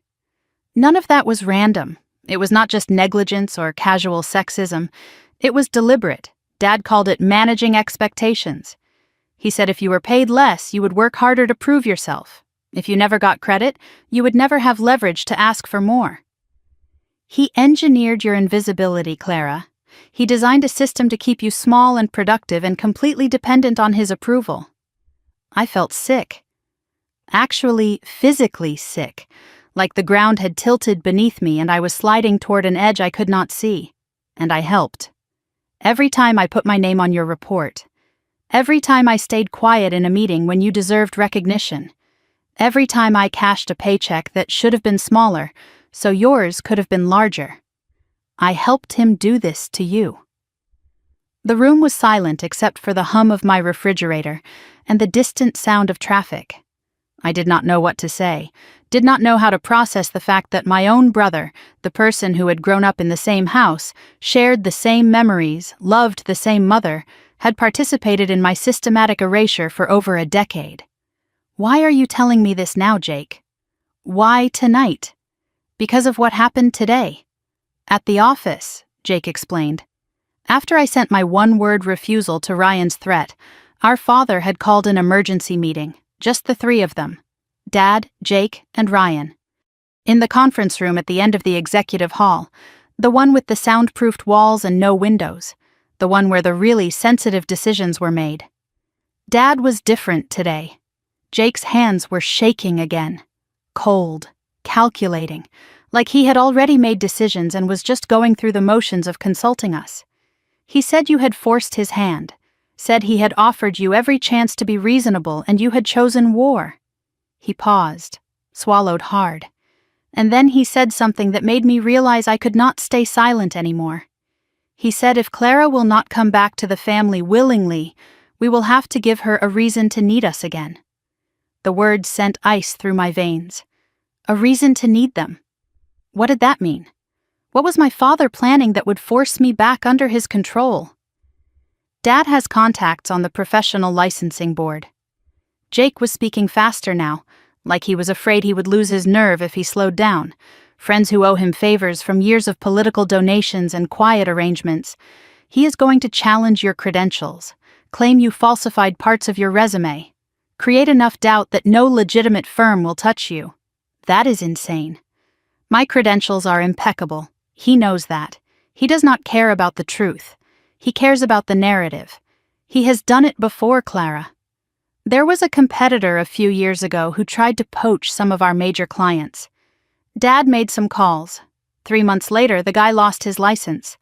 Last I heard, he was selling insurance in some strip mall outside Cleveland. I thought about what Linda had said, about Patricia Holloway, about people who challenged my father and simply disappeared. And then Ryan said something about making sure you ended up like Patricia. Jake's voice broke. Dad laughed. Actually laughed. And I realized that I have been protecting a monster. We all have. And I cannot do it anymore. The silence stretched between us. I studied my brother's face, looking for any sign of deception. Any hint that this was another manipulation, another layer in a game I did not fully understand. What do you want, Jake? Absolution? I cannot give you that. I do not want absolution. I want to help. He explained what he could offer. Inside information, access to company records, knowledge of Dad's plans before they happened. He was still in the inner circle. Dad still trusted him. He could be my eyes and ears inside Mitchell and Associates, feeding me intelligence while pretending to be the loyal son. Why would you do that? He is your father too. The same blood runs through both of us. Jake reached into his jacket pocket and pulled out something small, a photograph, worn at the edges like it had been handled many times. He handed it to me. It was the 4 of us, Mom, Dad, Jake, and me. At my 8th birthday party, the one where Mom had surprised me with a puppy I had been begging for. Everyone was smiling. Everyone was happy. Before the cancer. Before the betrayal. Before we became the broken people sitting in this apartment. Because this is who we were supposed to be. Jake's voice was thick with tears. And because Mom would have wanted me to protect you. I failed her for 11 years. I am not failing her anymore. I looked at the photo for a long time. At my mother's smile. At the way she was looking at me like I was the most precious thing in the world. At the father who had his arm around all of us, before he became the man who would destroy her wishes and discard her memory. If I let you help me, I said finally, there is no going back. You understand that? When this is over, you will not have a father. You might not have a career.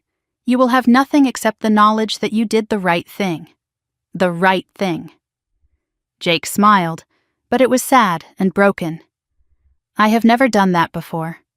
Maybe it is time I started. We talked for another hour, logistics, strategies, how to communicate without being detected, what information would be most valuable, how to protect Jake's cover while extracting maximum intelligence. We were about to set up secure communication channels when Jake's phone rang. He looked at the screen and his face went white. That was my contact at the office. He was already standing, moving toward the door. Dad had security sweep the building tonight. They found something. Found what? Ryan knows about the storage unit. My blood went cold. What storage unit? The one on Walker Street, where you hid the documents. Ryan has a contact at the facility, a security guard who owes him money. He knows you have a unit there. He is planning to get inside tomorrow night. The documents, the will, Mom's letter, the flash drive with the recordings, everything Linda had risked her career to give me, everything that could bring my father down. How long have you known this? He told Dad about it 2 hours ago. That is the other reason I came. You need to move everything. Tonight, before they can take it. I grabbed my keys before Jake finished speaking. The clock was ticking again. And this time, I might already be too late. I drove faster than I had ever driven in my life. Red lights became suggestions. Speed limits became distant memories. The storage facility on Walker Street was 23 minutes away under normal conditions. I had maybe 15 minutes before the facility closed at midnight. 15 minutes to get there, get inside, and get everything out before the gates locked for the night, and Ryan's contact had all the time in the world to help himself to my evidence. Jake's warning echoed in my head as I wove through traffic. Ryan knows about the storage unit. He is planning to get inside tomorrow night. But what if tomorrow night had become tonight? What if Ryan had decided not to wait? What if he was already there, already rifling through my mother's letter and the documents that could destroy our father? I was 6 blocks away when I saw it. A black SUV parked across the street from the storage facility entrance.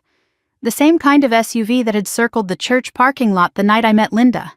Engine running, lights off, tinted windows hiding whoever sat inside, waiting, watching. Someone had gotten there first. My foot hovered over the brake. Every rational thought told me to turn around, to go home, to accept that the evidence was lost and find another way to fight. But then I thought about my mother's letter, about her handwriting, about the words she had written just for me, words my father had stolen and hidden for 11 years. I could not let him take them again. I could not go through the front entrance, not with that SUV watching every car that approached. But I remembered the facility layout from when I had first rented the unit. There was a back fence, an emergency exit for employees, a section of the property that bordered an empty lot filled with overgrown weeds and construction debris. I parked 2 blocks away, behind a closed pharmacy, killed the engine, killed the lights, sat in darkness for 30 seconds, watching, waiting, making sure no one had followed me. No headlights appeared in my rearview mirror. The street was empty. I grabbed my phone and the small flashlight I kept in my glove compartment, left my purse, left anything that might slow me down, and I ran. The back of the storage facility was exactly as I remembered. Chain link fence, 8 feet tall, topped with rusted barbed wire. But there was a gap, a section where the fence had been bent and twisted, probably by teenagers looking for a place to party or homeless people seeking shelter. The gap was narrow, too narrow for comfort. But I was desperate, and desperation made anything possible. I squeezed through the opening. The metal caught my jacket, tore through the fabric, scraped against my arm hard enough to draw blood. I did not stop, did not look back, did not waste a single second on pain or fear. Inside the facility, the emergency lighting cast everything in a dim orange glow. Row after row of identical metal doors stretched out in both directions. Unit 117, ground floor, east side, maybe 200 yards away. I had 11 minutes before the automatic lockdown sealed every entrance and exit. I moved quickly but quietly, staying close to the walls, listening for footsteps, voices, anything that suggested I was not alone. The facility was silent except for the hum of ventilation systems and the distant rumble of traffic on the highway. My own breathing sounded impossibly loud in the stillness. Unit 117 appeared at the end of the row. My hands were shaking so badly it took 3 tries to enter the combination. The lock clicked. The door rolled up with a metallic screech that seemed to echo through the entire building. Everything was still there. The manila envelope, the flash drive, my mother's letter, carefully preserved in a plastic sleeve, untouched, waiting for me. I allowed myself 1 second of relief before grabbing everything and stuffing it into the messenger bag I had worn across my body. I was about to close the unit when I heard it. Footsteps, heavy, deliberate, coming from the direction of the main entrance. Multiple sets of footsteps, moving with the coordinated precision of people who knew exactly what they were looking for. I froze, pressed myself against the inside of the unit, hidden in shadow. The footsteps stopped somewhere nearby. Then a voice, low and angry, echoed through the corridor. "Check every unit on the east side. She is here somewhere. Her car is not at her apartment and she is not answering her phone. This is the only place she would go." Ryan. That was Ryan's voice. He had not waited until tomorrow. He was here now, and he had brought backup. I closed the unit door as quietly as I could, leaving just enough gap to see through. The automatic lights in this section had not triggered yet. I was still in shadow, but the moment I moved, the motion sensors would give me away. Think. The emergency exit was 50 yards away. Ryan and whoever was with him were coming from the west. I had maybe 90 seconds before they reached my row, maybe less. I slipped off my shoes, held them in one hand, the messenger bag pressed tight against my body with the other. And I ran. The motion-activated lights flickered on behind me as I moved, creating a trail of illumination that marked my path like a spotlight.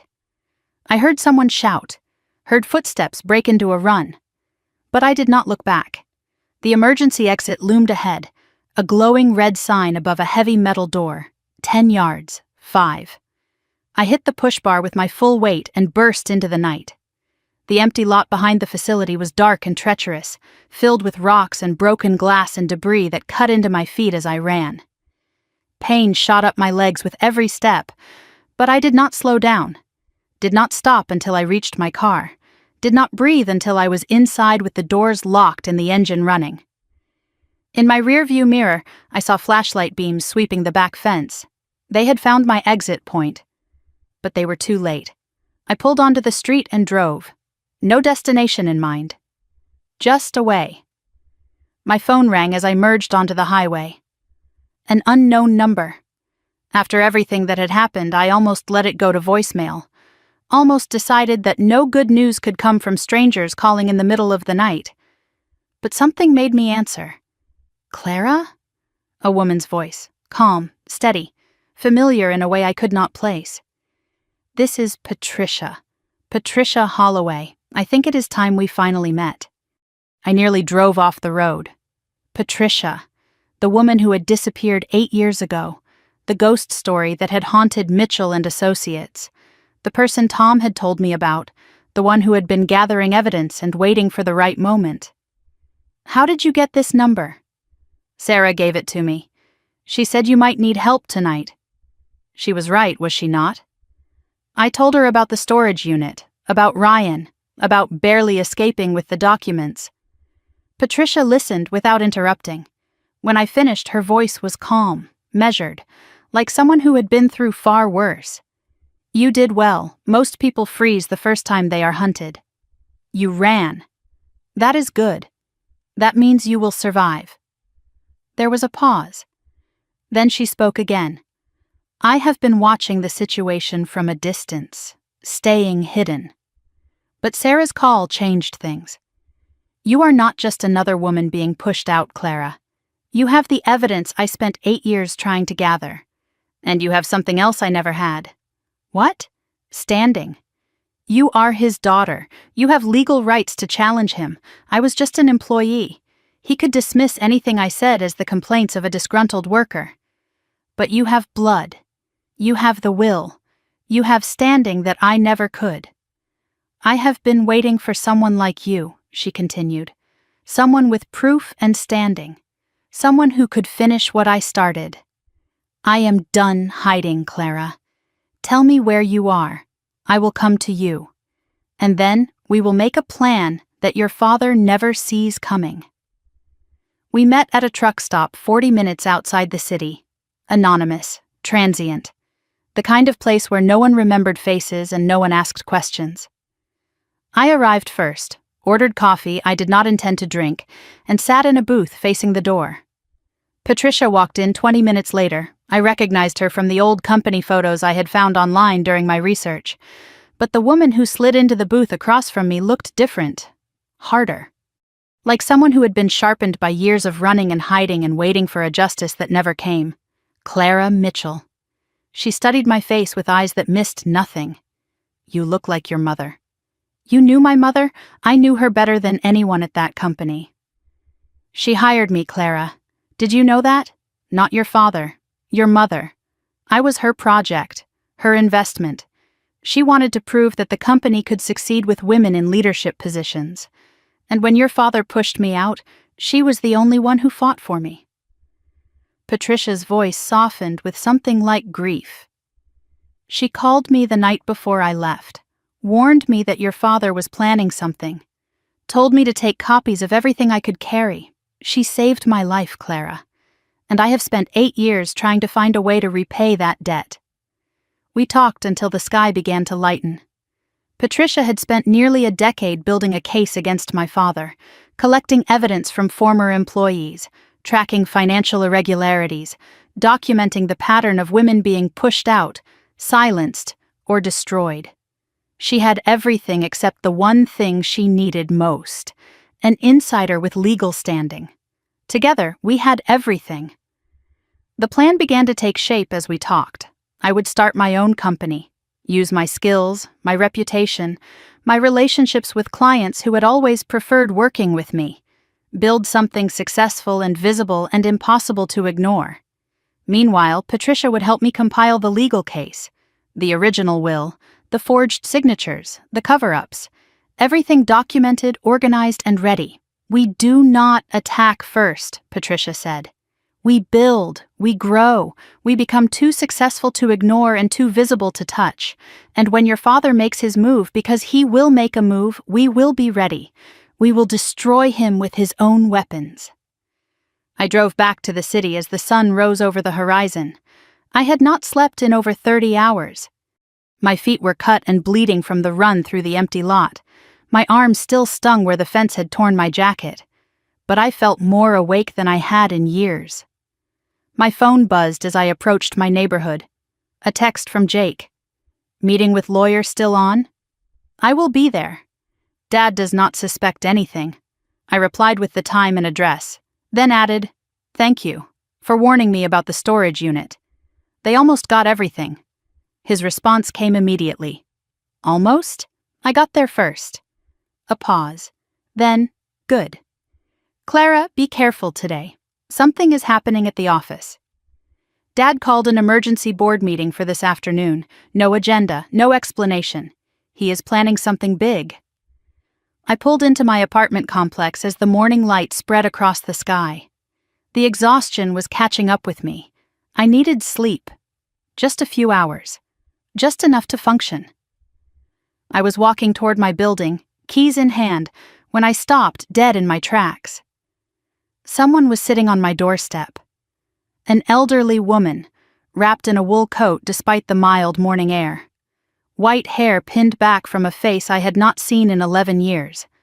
A face I had been told wanted nothing to do with me. A face that had been absent from every birthday, every graduation, every moment of my adult life. My grandmother, Eleanor Mitchell, my father's mother. The woman he had told me had disowned me after my mother's funeral.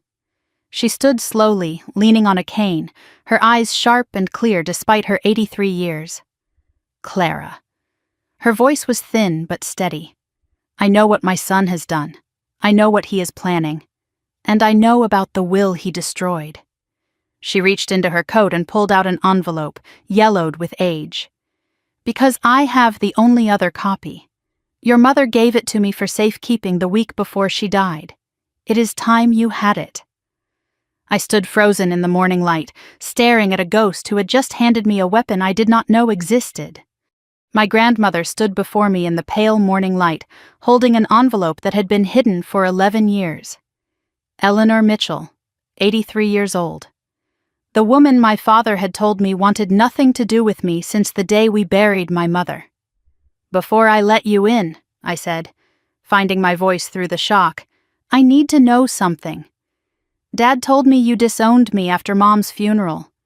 He said you blamed me for not being there when she died. He said you never wanted to see me again." Eleanor's face shifted. Something between pain and fury crossed her weathered features. Her grip on the cane tightened until her knuckles went white.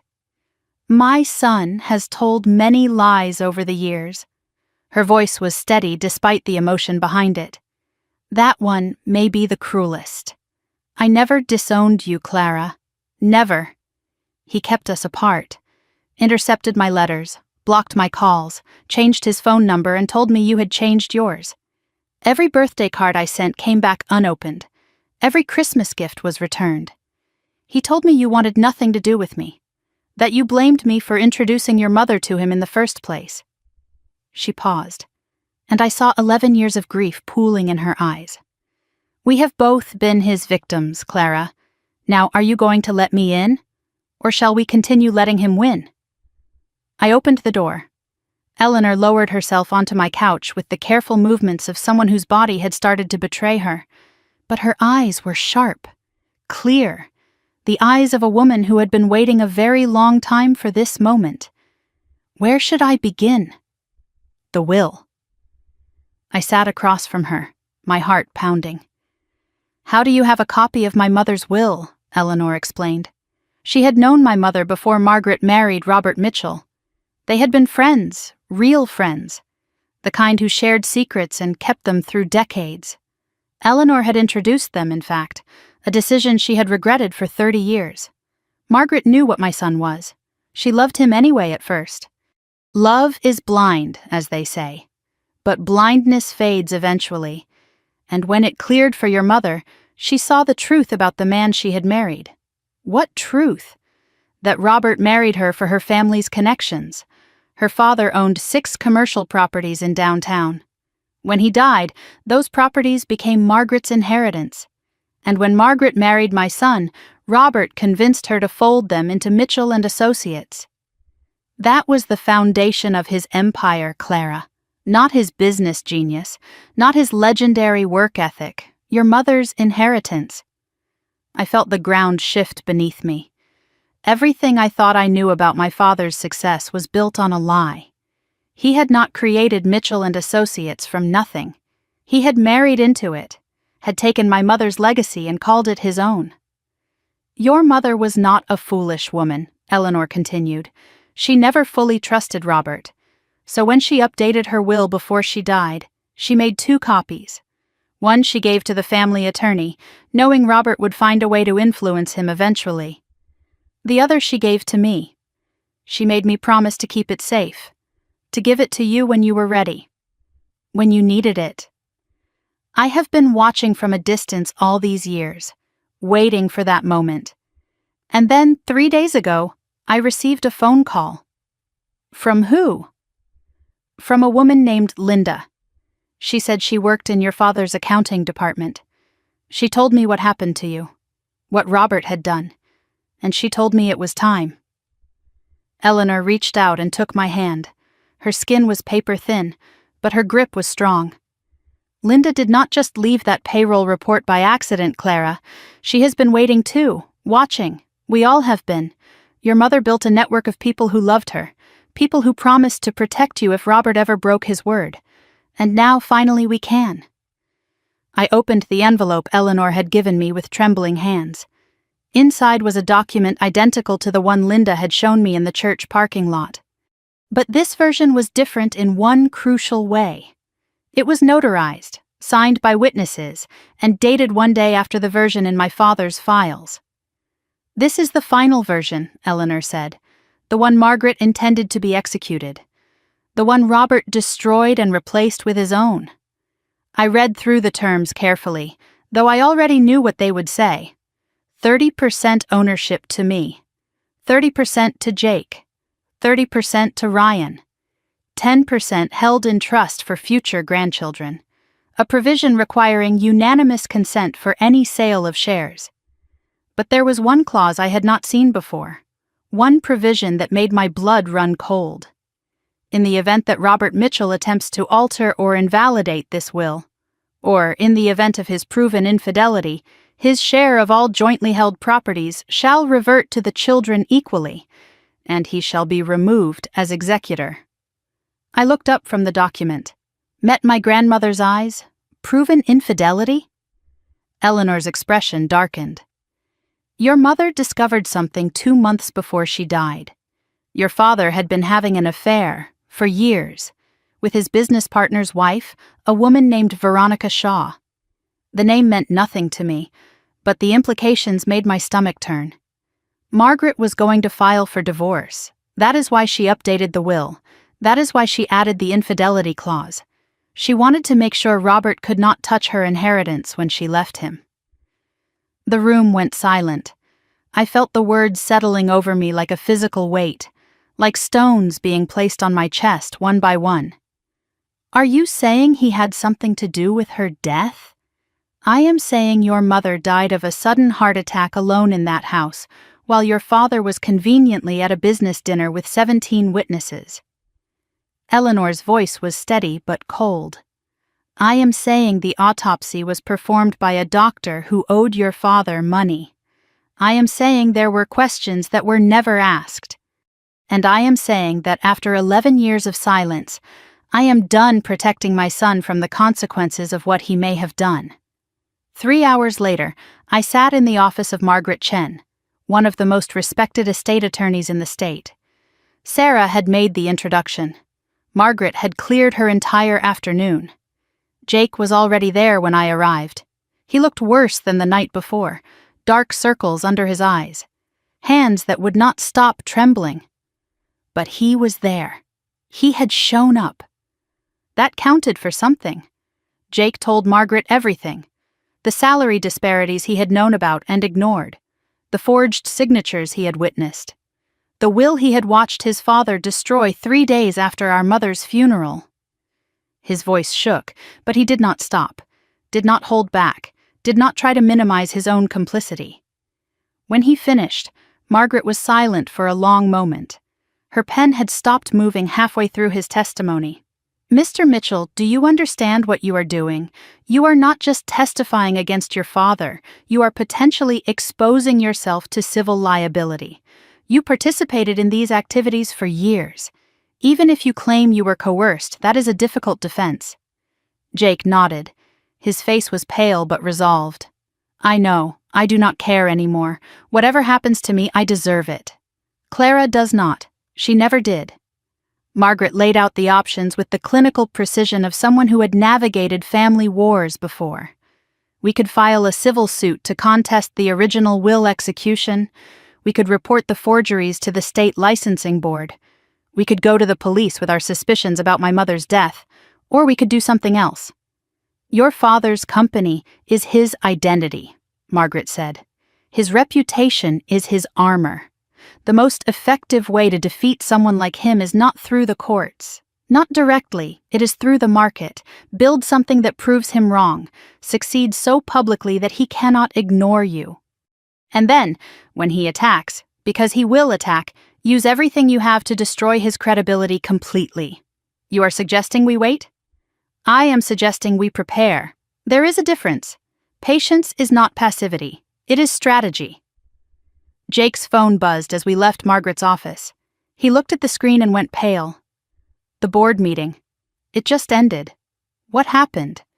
He showed me his phone. A company-wide email from Robert Mitchell.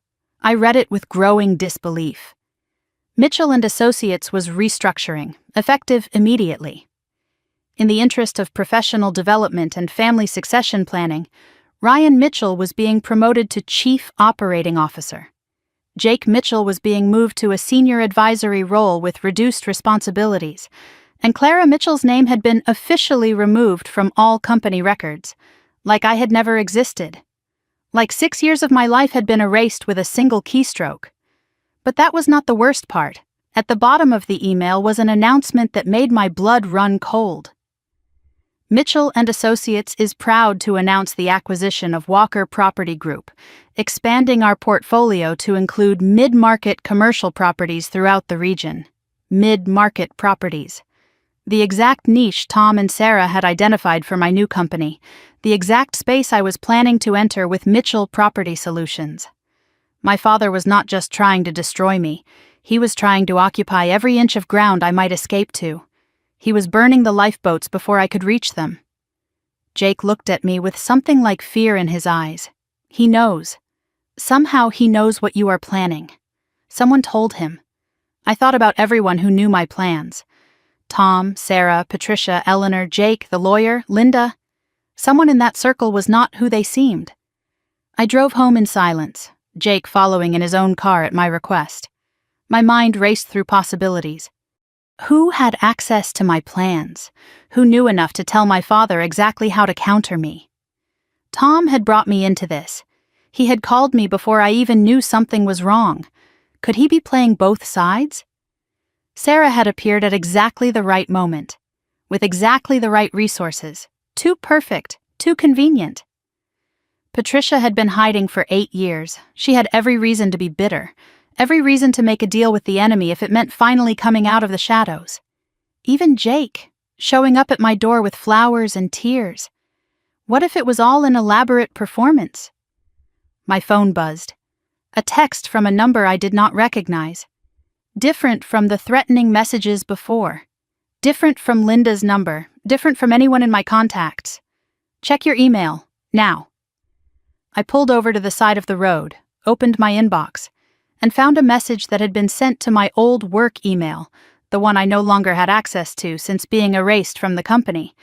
It had been forwarded by someone inside Mitchell and Associates, someone who wanted me to see it. The email was from Ryan to my father, sent 2 hours before the board meeting. Dad, confirmed. The source is solid. She is planning to start a mid-market property management company. She has financial backing from Sarah Chen and evidence-gathering help from Patricia Holloway. She has also been meeting with Jake.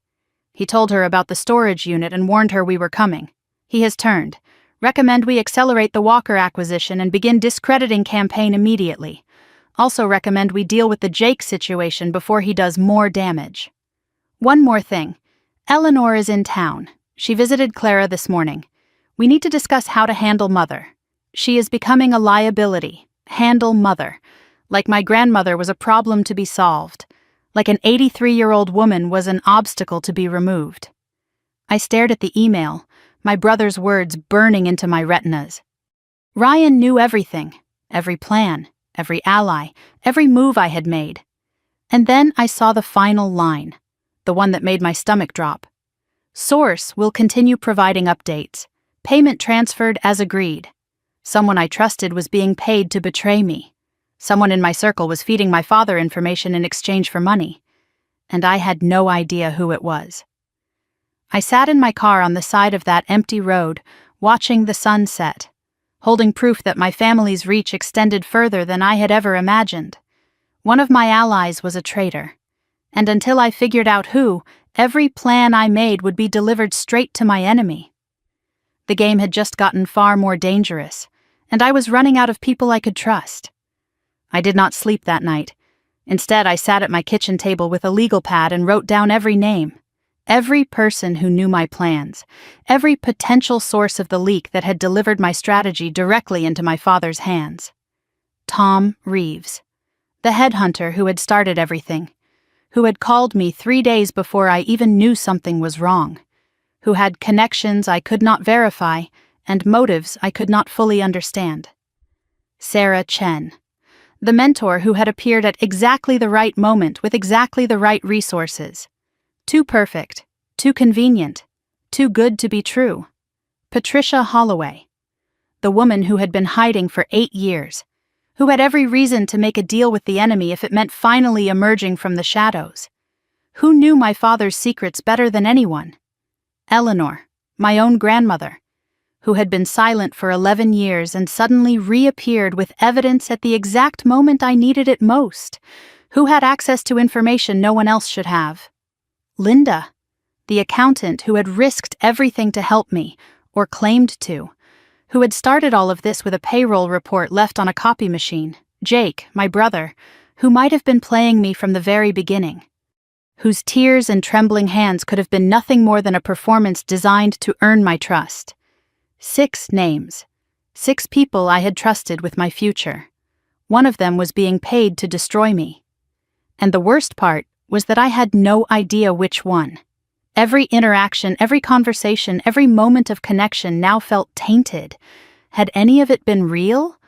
Or had I been a puppet dancing on strings I could not see? I needed a test. Something that would reveal the leak without alerting the mole that I was hunting. The next morning, I called an emergency meeting. Everyone, Tom, Sarah, Patricia, Eleanor, Jake, even Linda, who had supposedly delayed her departure for Oregon to help me through the crisis. We gathered in the conference room at Sarah's office, 6 faces around the table, 6 potential traitors. I studied each one as I prepared to set my trap. I need to tell you all something, I said, keeping my voice steady despite the suspicion churning in my gut. I have made a decision about the company. I laid out a completely fabricated plan, a different strategy than anything we had discussed before. I told them I was abandoning the mid-market approach entirely. Instead, I was going to focus on luxury properties on the North Shore, a completely different market, a completely different threat profile. But here is the key.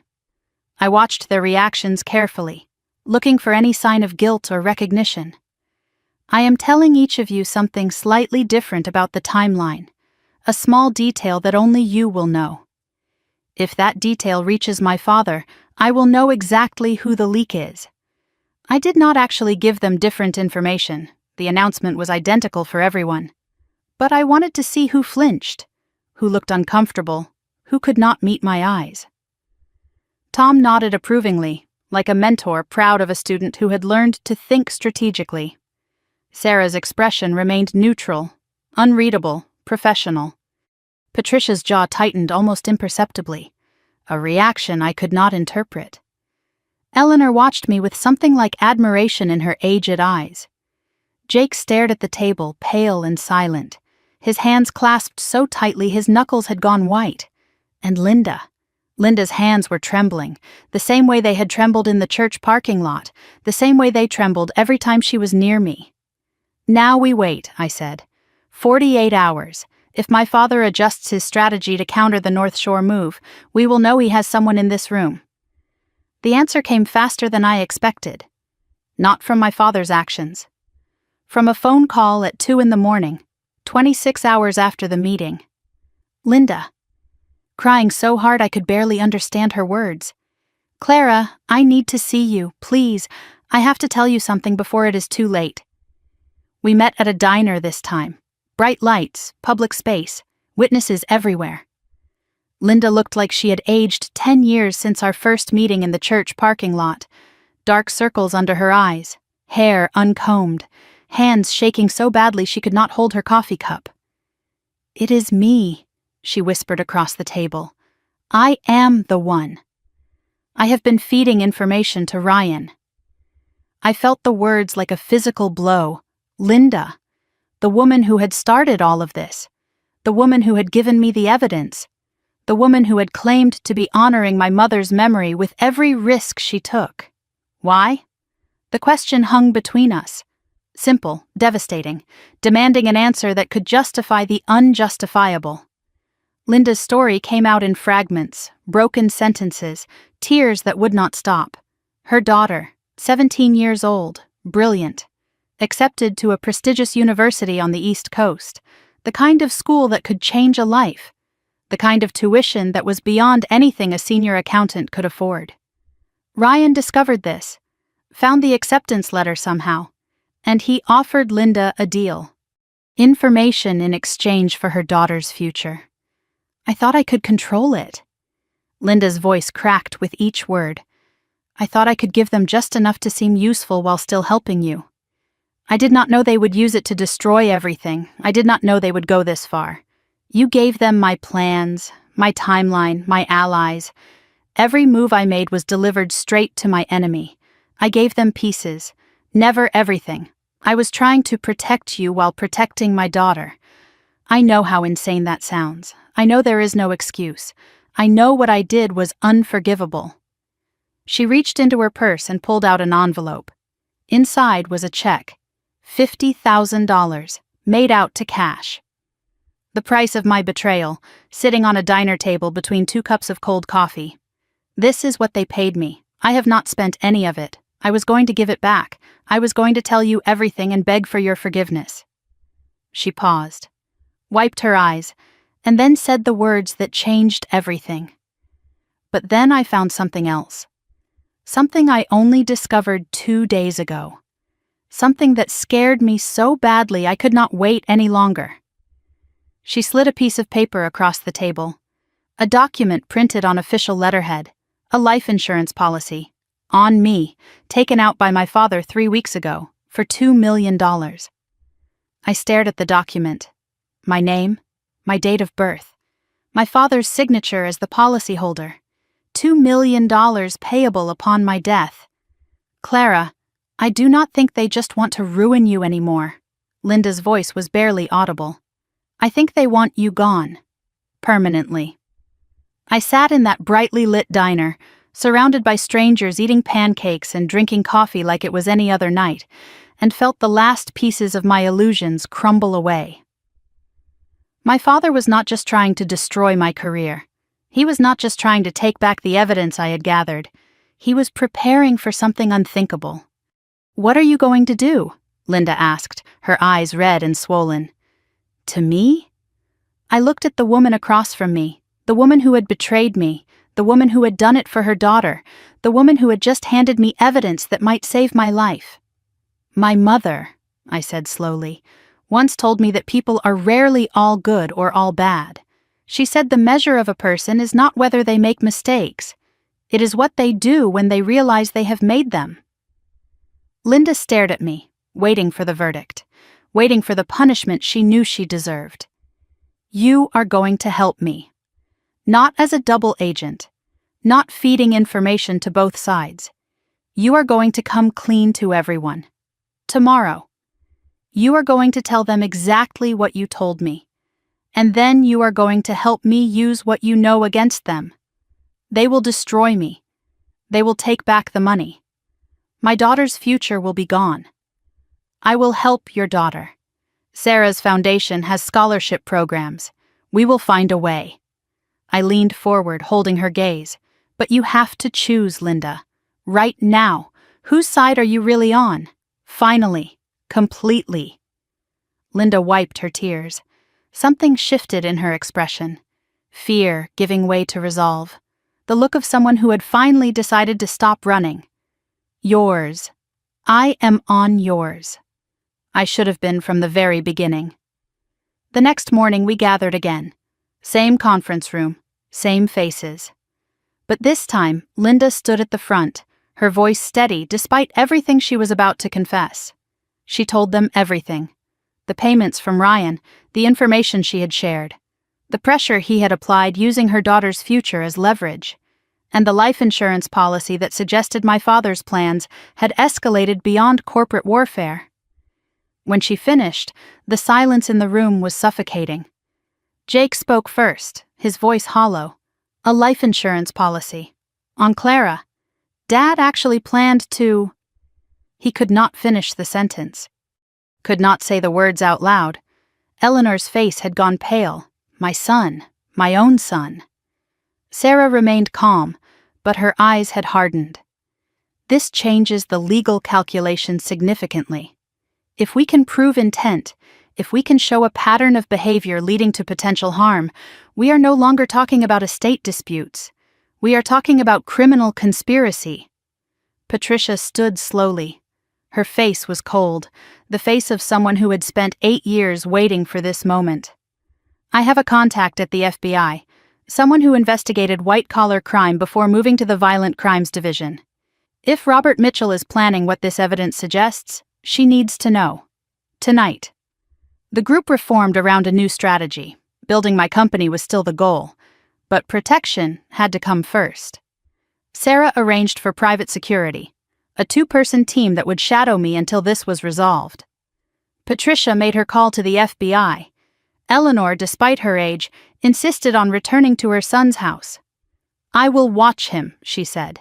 He will not suspect his own mother, and if he is planning something, I will know before he can act. Tom coordinated with Margaret Chen, the lawyer. We needed to accelerate the legal timeline. Get the original will into probate court, force my father to respond to legal challenges so aggressive he would not have time to execute any darker plans. And me, I would launch Mitchell Property Solutions anyway, in public, loudly, visibly. Because Sarah was right. The most protected position was the most visible one. 1 week later, I stood outside a small office building on Madison Avenue. Not the fanciest address in the city, not the biggest space, but mine. Every square foot was mine. Mitchell Property Solutions was officially open for business. The press release went out that morning. Trade publications, industry newsletters, local business journals. Clara Mitchell, former operations director of Mitchell and Associates, launching her own commercial property management firm focused on the underserved mid-market sector. The phone started ringing almost immediately. Former clients who had always preferred working with me. Industry contacts who respected my work. 3 new prospects I had never met, all referred by Sarah's network of women who helped other women succeed. By noon, I had my first signed contract. A small office complex in the suburbs. Nothing compared to the accounts I had managed at my father's company. But it was mine, built by me, on my terms. I was celebrating with Tom and Sarah when my phone rang, a number I knew too well, a number I had not expected to see. Dad. I almost did not answer, but something made me pick up. Some need to hear what he would say now that everything had changed. Congratulations on your little venture. His voice was ice, cold and sharp and completely devoid of the warmth he had once pretended to have. I saw the press release.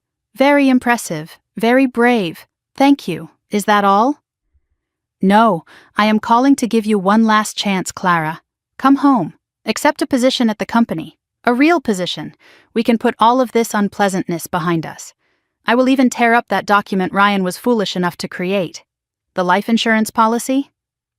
Silence on the line. A pause that lasted 3 heartbeats too long. Then his voice, somehow even colder than before. So you know about that. Linda really has outlived her usefulness. Is that a threat, Dad? Against Linda? Against me? His laugh was cold, unfamiliar, the laugh of a stranger wearing my father's voice. I do not make threats, Clara. I make arrangements.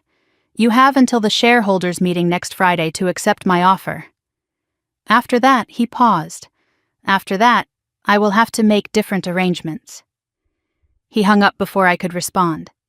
I stood in my new office, phone in hand, staring at the business I had just built. My father had given me 8 days. 8 days until the shareholders' meeting. 8 days before he did whatever he was planning. 8 days to destroy him first. I converted my apartment into a war room on day 1. Whiteboards covered every available wall space. Timelines, names, connections, evidence organized by category and cross-referenced by date. 8 days until the shareholders' meeting. 8 days to build a case strong enough to destroy my father before he could destroy me. The team rotated through in shifts, working around the clock. Tom handled business development for Mitchell Property Solutions, bringing in new clients to make my company too visible to quietly eliminate. Patricia coordinated with her FBI contact, building the criminal case piece by piece. Sarah managed the legal strategy with Margaret Chen, preparing motions and filings that would force my father to respond on multiple fronts simultaneously. Jake fed information from inside Mitchell and Associates, reporting on every meeting, every conversation, every decision my father made. And Eleanor, brave 83-year-old Eleanor, had moved back into her son's house to watch his movements and listen for any sign of what he was planning. I kept the life insurance policy pinned above my desk. $2 million. That was what my life was worth to my father. Not as a daughter, not as family, as a payout. Every time I felt tired, every time the weight of what we were doing pressed down on me and made me want to give up, I looked at that document. It reminded me what I was fighting for. Not money, not the company, not even justice. Survival. Day 1 was about preparation, organizing the evidence we had gathered, making copies of everything critical, ensuring that every document was backed up in 3 different locations that my father could never access. If something happened to me, the truth would still come out. That was the promise I made to myself. That was the insurance policy that actually mattered. Day 2 brought Patricia's FBI contact to a secure location outside the city. Agent Diane Torres was a 15-year veteran of the Bureau, specializing in financial crimes that turned violent. She had seen cases like this before. Powerful men who believed they were above consequences, men who escalated from fraud to threats to actions no one wanted to name. The life insurance policy alone is not enough, Torres explained as she reviewed the documents we had compiled. It is suggestive, but not conclusive. Plenty of people take out policies on family members for legitimate estate planning reasons. We need more. Pattern of behavior, statements of intent, witnesses who can testify to his state of mind. What about Patricia Holloway? I gestured toward Patricia, who sat silently in the corner. He made her disappear 8 years ago, destroyed her career, threatened her until she went into hiding. Torres nodded slowly. That helps establish pattern. But we need something more recent, something that shows escalation. She paused, her eyes meeting mine with uncomfortable directness. "What about your mother's death?" The room went silent. Eleanor, who had insisted on attending despite the risk of being seen, gripped the arms of her chair until her knuckles went white. "What are you suggesting?" "I am suggesting we request the autopsy files. The original police report. Any medical records from the weeks before her death. If there was anything irregular, anything that was overlooked or deliberately ignored, it could change everything. It could transform this from a civil dispute into a murder investigation." Eleanor spoke for the first time since we had arrived. Her voice was steady but heavy with grief that had never fully healed. "Margaret called me the night before she died. She was afraid. She said Robert had been acting strangely, cold, distant, calculating in ways she had never seen before. She said he had asked her strange questions about her life insurance policy, about what would happen to the company if something happened to her, about which documents would need to be updated." Eleanor's eyes met Agent Torres's with fierce determination. "I have carried that conversation for 11 years. I will testify to every word under oath." Day 4 brought the breakthrough. Eleanor called at 6 in the morning, her voice urgent but controlled. "I found something. In Robert's study. He keeps a locked drawer in his desk. I remembered where he hides the spare key, a habit unchanged in 40 years. You need to see what is inside." I drove to the house where I had grown up, the house that now felt like enemy territory.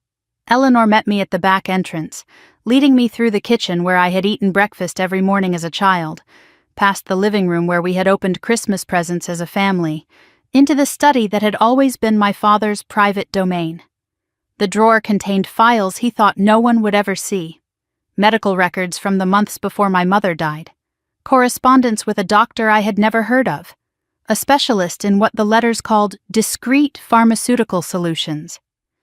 The doctor had declined to help, citing ethical concerns that apparently still existed in some corners of the medical profession. But the inquiry itself was damning. The questions my father had asked, the options he had explored. He was planning it. I held the documents with hands that would not stop shaking. He was actually planning to kill her. There is more. Eleanor pulled out another file.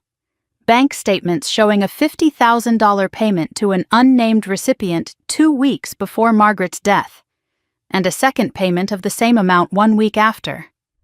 "The coroner," Eleanor said quietly, "the one who ruled her death natural causes.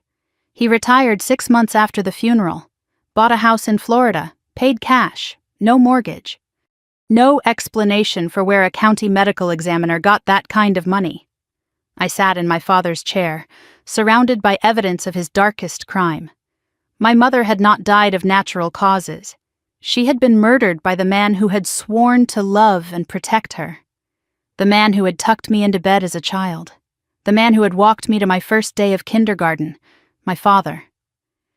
I always thought I had already lost everything. My job, my family, my faith in the people who should have loved me most. But sitting in that study, holding proof that my father had murdered my mother, I realized I had been wrong. There was always more to lose. There was always a deeper bottom to fall through. Day 5, Margaret Chen filed the lawsuit, a civil action contesting the execution of Margaret Mitchell's estate, alleging fraud, forgery, and undue influence, naming Robert Mitchell, Jake Mitchell, and Ryan Mitchell as defendants. Jake had agreed to be named.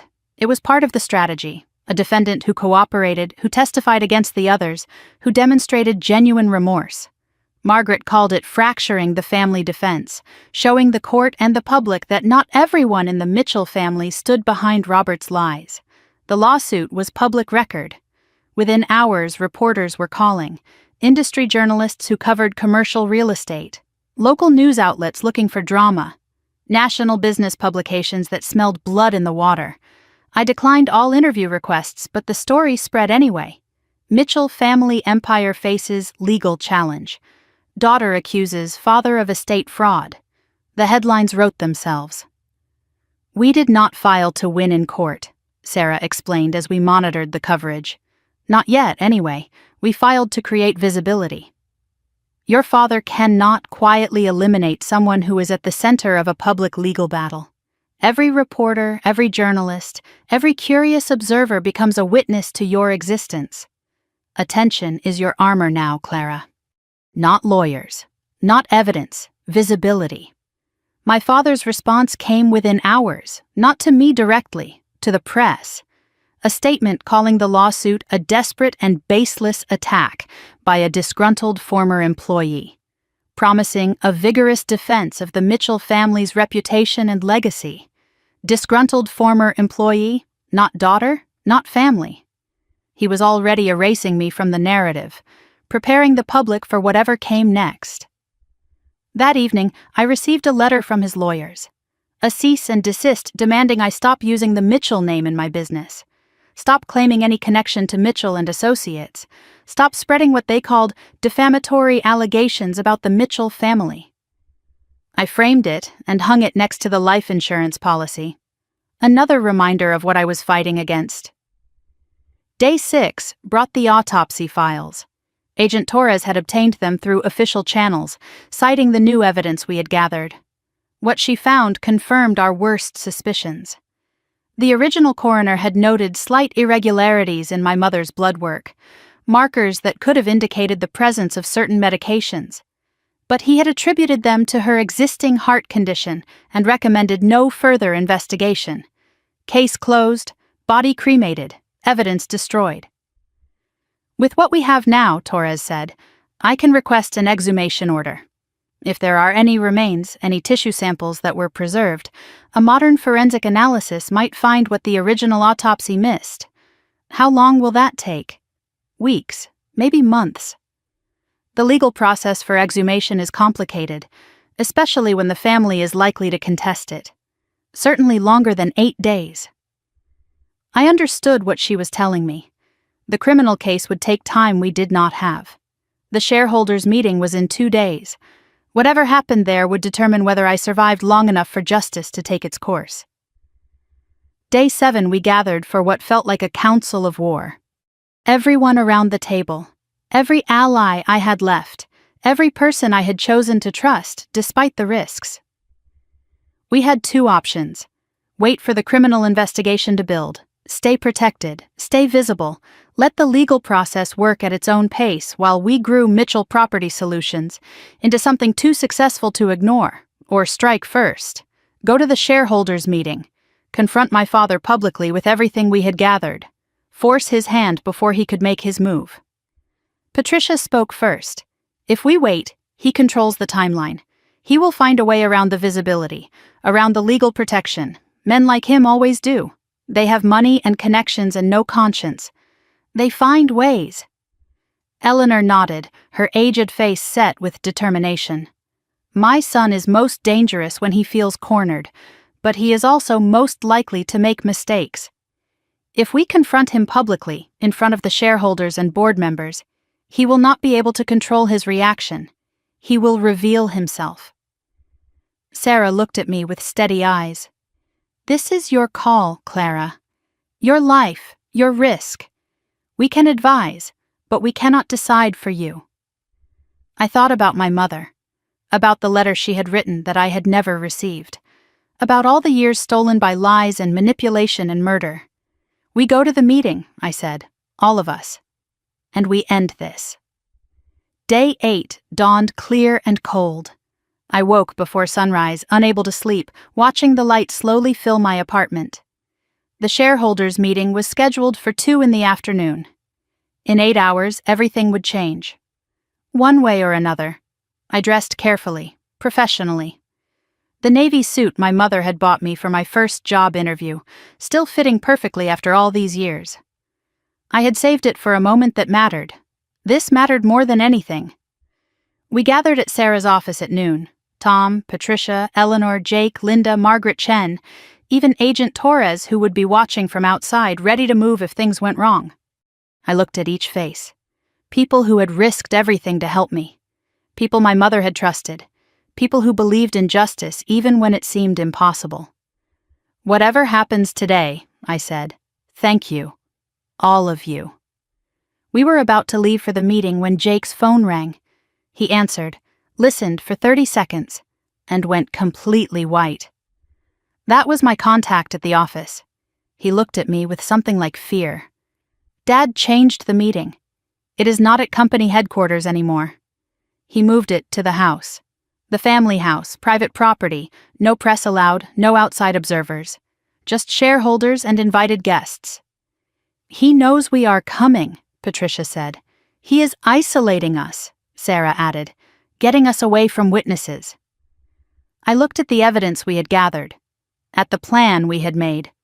All of it based on the assumption that we would have a public stage, an audience, protection through visibility. Now we had nothing but a house full of people who wanted me gone, and a father who had already killed once to protect his secrets. We go anyway, I said, but we go prepared. I reached into my bag and pulled out my phone, hit the record button, and left it recording. If I do not make it out of that house, I said, looking into the camera, this is why, this is who, and this is everything they have done. I spent the next few minutes summarizing everything. The salary discrimination, the forged will, the evidence of murder, the life insurance policy, names, dates, documents. All of it recorded and automatically uploading to a secure cloud server that 3 different lawyers had access to. When I finished, I put the phone in my jacket pocket with the camera still running. 3 hours later, I walked through the front door of my childhood home, into the living room where I had played as a little girl, into the dining room where we had shared family meals, into the den where my father was waiting with a smile that told me he had been planning this moment for a very long time. The house looked the same as it always had. White columns standing sentinel on either side of the front door, manicured lawn stretching toward the street in perfect geometric precision. The oak tree I had climbed as a child still standing in the front yard, its branches reaching toward a sky that seemed impossibly blue for such a dark day. But everything felt different now. The home where I had learned to walk, where I had celebrated birthdays and opened Christmas presents, where I had been held by a mother who loved me, had become a trap, and I was walking into it willingly. My team flanked me as we approached. Tom on my left, Patricia on my right, Sarah and Margaret Chen behind us. Jake had gone in earlier to maintain his cover until the last possible moment. Eleanor was already inside, playing the role of confused elderly mother who just wanted peace in her family. Linda waited in a car parked down the street, ready to call Agent Torres if anything went wrong. I noticed the security guards first, 2 men in dark suits stationed at the front door, their eyes tracking our approach with professional detachment. 2 more visible through the windows, positioned at strategic points throughout the first floor. My father had never employed security at the house before. These men were not here to protect the family. They were here to contain it, to make sure no one left until my father decided they could. I straightened my shoulders, touched the phone in my jacket pocket, still recording, still uploading everything to the secure server. And I walked through the front door of my childhood home for what might be the last time. The shareholders' meeting had been set up in the formal dining room. The long mahogany table that had hosted Thanksgiving dinners and Christmas Eve celebrations, now surrounded by shareholders, lawyers, and family members who looked at me like I was a stranger who had wandered in from the street. My father sat at the head of the table. Robert Mitchell, 71 years old, silver hair perfectly combed, blue eyes cold as winter ice. He smiled when I entered, and the warmth of that smile made my skin crawl. It was the smile of a predator who had cornered his prey and wanted to savor the moment before the kill. "Clara, how nice of you to join us. I was not sure you would come. I would not miss this for the world, Dad." Ryan sat to our father's right, his posture radiating smug confidence. The enforcer who had sent threatening texts and hunted me through storage facilities. He did not even pretend to be civil, his lip curling slightly as his eyes met mine. Jake sat to our father's left, pale and nervous, playing his role perfectly. The conflicted son who had not yet revealed his betrayal.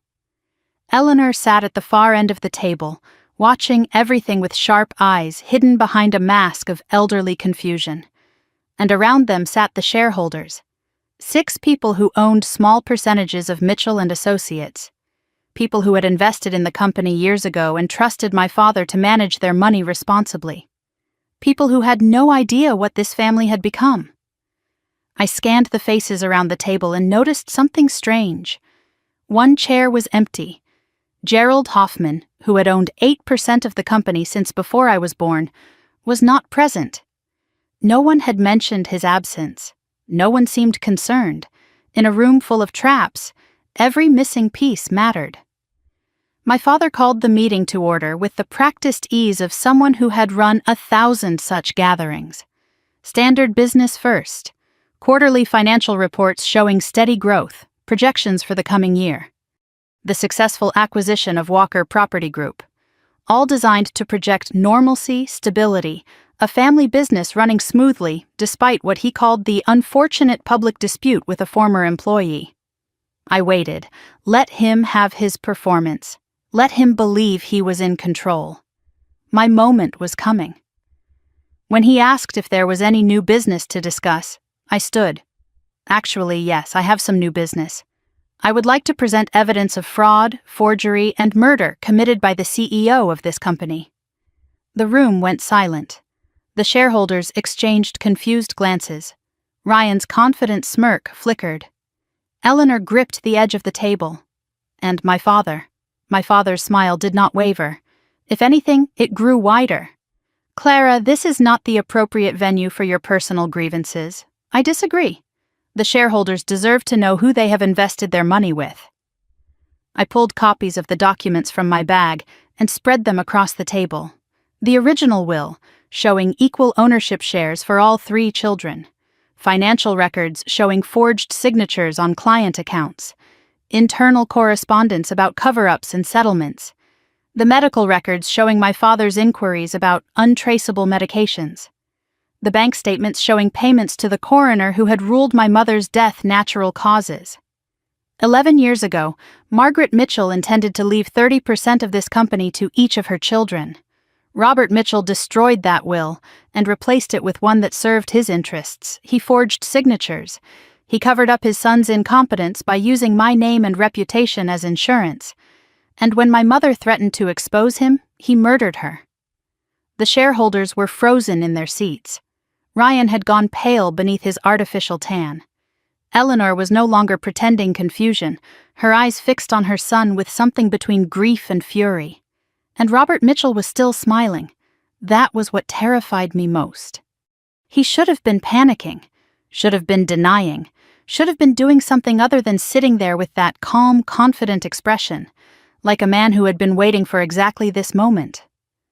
"Are you finished?" he asked, when the silence had stretched past bearable. "Because I have evidence, too." He nodded to Ryan, who produced his own folder of documents. Photographs, legal papers. What appeared to be transcripts of recorded conversations. My daughter has been conspiring with disgruntled former employees to fabricate evidence against this company. My father's voice carried the practiced sincerity of a man who had spent his life lying to people who trusted him. She has been working with Patricia Holloway, a woman who was terminated for theft 8 years ago. She has been coordinating with Linda Morrison, an accountant we recently discovered has been embezzling company funds. And she has manipulated my own mother, using forged documents and emotional manipulation to turn her against her own son. Every accusation was a twisted version of the truth. Patricia had not been fired for theft. Linda had not embezzled anything. Eleanor had not been manipulated, but the shareholders did not know that. They only saw 2 sets of competing claims, 2 versions of reality, and no way to determine which was true. "This is what Clara does," my father continued, his voice heavy with practiced sorrow. "She has always been troubled. Jealous of her brothers, resentful of authority. We tried to help her, gave her a position at the company despite her limitations. And this is how she repays our generosity. With lies, with slander, with attacks on the family that loved her." The room had descended into confusion. shareholders whispering to each other, lawyers scribbling notes, my father's narrative gaining traction against my evidence because he had decades of trust to draw on, and I had only the truth. Then Jake stood up. "Dad, stop." Robert turned to his eldest son with a look of confident expectation. The look of a father who assumed his child would fall in line, as Jake had always fallen in line, as all of us had always fallen in line. "Jake, please explain to these people that your sister has been having some sort of breakdown, and we are trying to help her. I am not going to lie for you anymore." The look on my father's face was something I would remember forever. Confusion first, then recognition, then fury so pure and hot, it seemed to change the temperature of the room. "What did you say?" "I said I am not going to lie for you. Not anymore. Not ever again." Jake's voice grew stronger as he spoke, like someone breaking through a wall that had contained him his entire life. "Everything Clara said is true. I have known about the salary disparities for years. I watched you forge signatures on documents. I saw you destroy Mom's original will 3 days after her funeral. I was too afraid to say anything then, too afraid of losing your approval, too afraid of what you might do to me if I stepped out of line. But I am not afraid anymore. I will testify to everything I have witnessed, under oath, in any court that will hear me." Before my father could respond, Eleanor rose from her chair, slowly, leaning on her cane. But her voice, when it came, was stronger than I had ever heard it. "I have been silent for too long. Afraid of my own son. Afraid of what he had become. Afraid that speaking the truth would destroy what was left of this family." She looked around the table at the shareholders, at the lawyers, at the children and grandchildren who had gathered in this room. "But there is no family left to destroy. Robert has seen to that. He murdered my daughter-in-law. He stole from his own children. He has threatened and intimidated anyone who tried to expose him. And I will spend whatever years I have left making sure he faces justice." My father looked from Jake to Eleanor to me. His family. His blood. All aligned against him. For one moment I saw something I had never seen in his eyes. Fear. Real fear.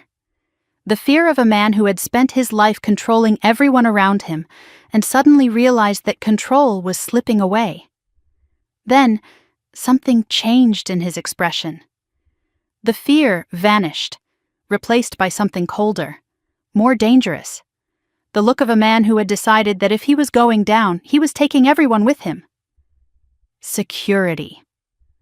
The 2 guards who had been standing by the door moved forward, not threatening, not aggressive, just present, a reminder that we were in his house, surrounded by his people, far from any help. "No one leaves this room until I say so." He stood slowly, walked to the sideboard where a crystal decanter of whiskey sat, poured himself a glass with hands that were perfectly steady. "You think you have won." He took a long drink, then turned to face us. "You think your evidence matters, your testimonies, your righteous indignation. But you have forgotten something important. This is my house, my company, my family, and I decide how this ends." He reached into his jacket. My heart stopped, but it was not a weapon. It was a phone. "I have a contact at the district attorney's office, a friend who owes me more favors than he can count. In about 10 minutes, police will arrive to arrest Patricia Holloway for theft, Linda Morrison for embezzlement, and Clara Mitchell for conspiracy to commit fraud. The evidence has already been prepared. The warrants have already been signed." My stomach dropped. He had planned for this, had known I would come, had prepared a counterstrike that would destroy my credibility, my freedom, my future. "You can fight it," he continued. "Hire lawyers. Prove your innocence eventually. Maybe in a year or 2, after your little company has gone bankrupt and your reputation has been destroyed, some court might believe your version of events, but by then it will not matter. No one will trust a word you say about me." He smiled, the smile of a man who had already won. "Or you can accept my offer. Walk away. Take a settlement. Leave quietly, and I will make all of this disappear. Your choice, Clara. But you have about 9 minutes to make it. I looked at my father, at the man who had controlled my entire life, who had killed my mother, who had systematically destroyed anyone who threatened his power. And I smiled back. You are right, Dad. You have thought of everything. Except one thing. I pulled out my phone, hit stop on the recording that had been running since before I walked through the front door, and held it up for everyone in the room to see. This has been recording since I arrived. Every word you have said, every threat you have made, every admission. And it has been uploading in real time to a secure server that 3 different lawyers have access to. My father's face went gray. If I am arrested, that recording goes public. If Patricia is arrested, it goes public. If anything happens to anyone in this room, it goes public. And Dad, I sent a copy to Agent Diane Torres of the FBI about 20 minutes ago. She has been listening live this entire time. The front door burst open. Agent Torres, followed by 6 federal agents in tactical vests, swept into the dining room with practiced efficiency. Robert Mitchell, Torres announced, you are under arrest for conspiracy to commit murder, fraud, and obstruction of justice. You have the right to remain silent. Anything you say can and will be used against you in a court of law. My father looked at me as they put him in handcuffs, and for the first time in my life, I saw him clearly. Not as my father. Not as a powerful businessman, not as the man who had built an empire and controlled everyone around him.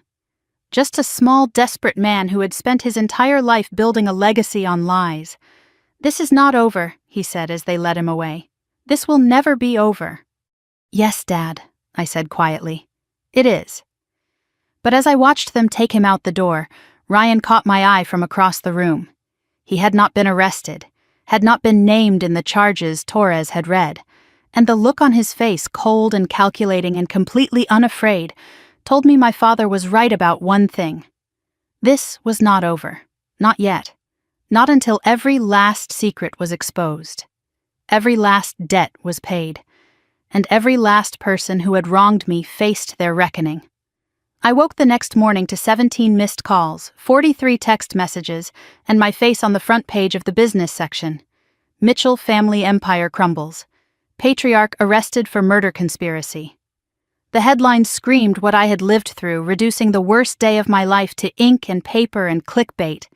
I made coffee, sat by my window, watched the sun rise over a city that suddenly looked different. Brighter somehow, full of possibility instead of threat. My father was in federal custody. His bail hearing was scheduled for the following week, but Agent Torres had assured me that with the evidence we had gathered, flight risk concerns would keep him locked up. For the first time in months, I felt safe. For the first time in years, I felt free. I had imagined this moment so many times. The moment when justice finally came. When the man who had stolen my inheritance, murdered my mother, and tried to destroy my life finally faced consequences. I thought I would feel triumphant, victorious, like a warrior who had won an impossible battle. Instead, I felt something I had not expected. Grief.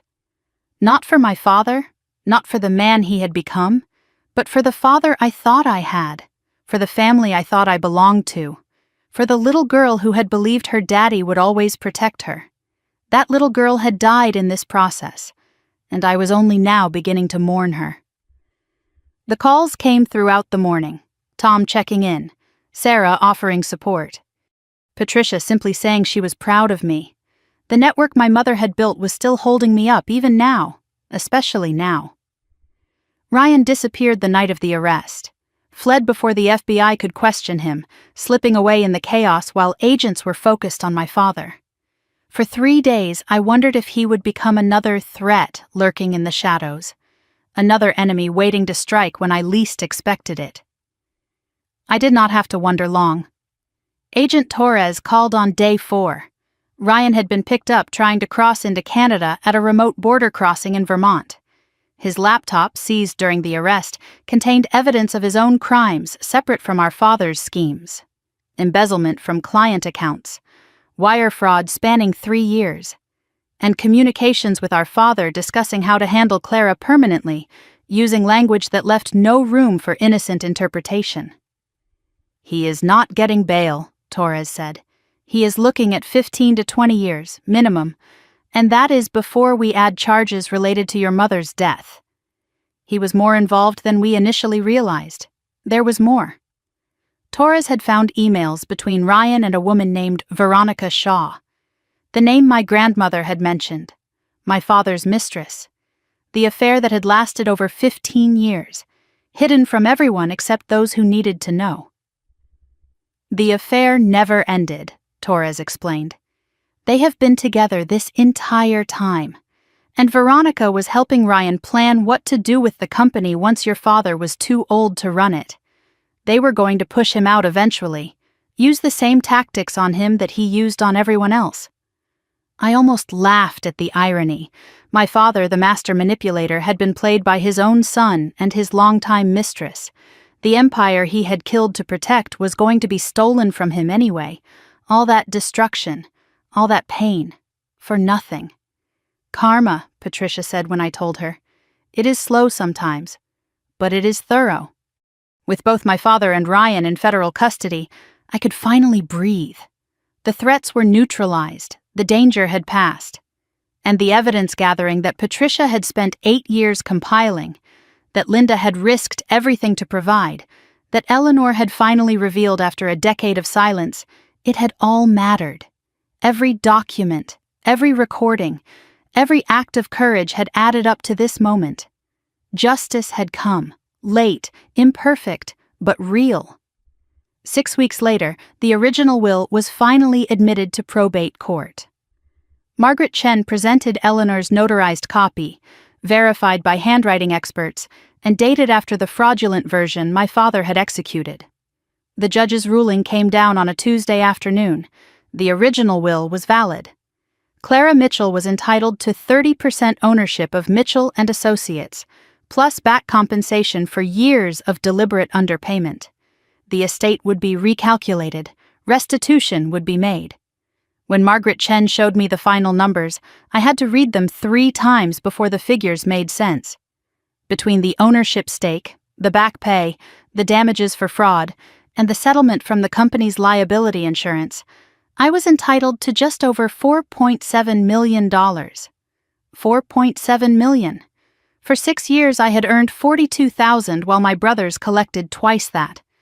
For 6 years I had been told I was temporary, disposable, worth less than the men who did half my work. Now the scales were finally balanced, but I did not want Mitchell and Associates.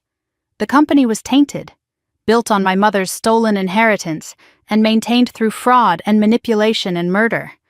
I sold my shares to an outside investor, a woman Sarah introduced me to who specialized in turning around troubled companies and implementing ethical business practices.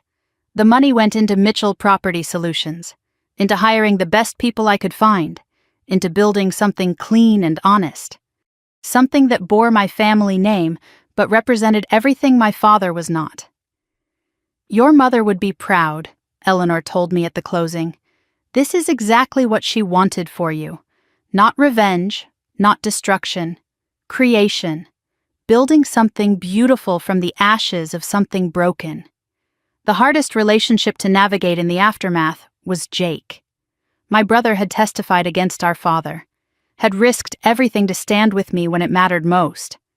But he had also spent 11 years participating in my erasure, watching me be underpaid and undervalued, saying nothing while I was used as insurance against his own incompetence. We met for coffee 3 months after the arrest. Neutral ground. No expectations. Just 2 siblings trying to figure out if there was anything left to salvage. "I do not know how to do this," Jake admitted, staring into his cup like it held answers he could not find. "Be a real brother. Be someone you can trust." I never learned how. Dad never taught us to be anything except what he needed us to be. "Neither did I said. "Maybe we learn together. It would not be easy. Trust, once broken so completely, rebuilds slowly if it rebuilds at all." But Jake was trying. He had given up his share of the company settlement, donating every dollar to a foundation supporting victims of workplace discrimination. He had started therapy, working through decades of conditioning that had taught him to value approval over integrity. He had begun building a life that was actually his, not the one our father had designed for him. "I spent 32 years being who Dad wanted me to be," he told me during one of our coffee meetings. "I have no idea who I actually am. But I am going to find out."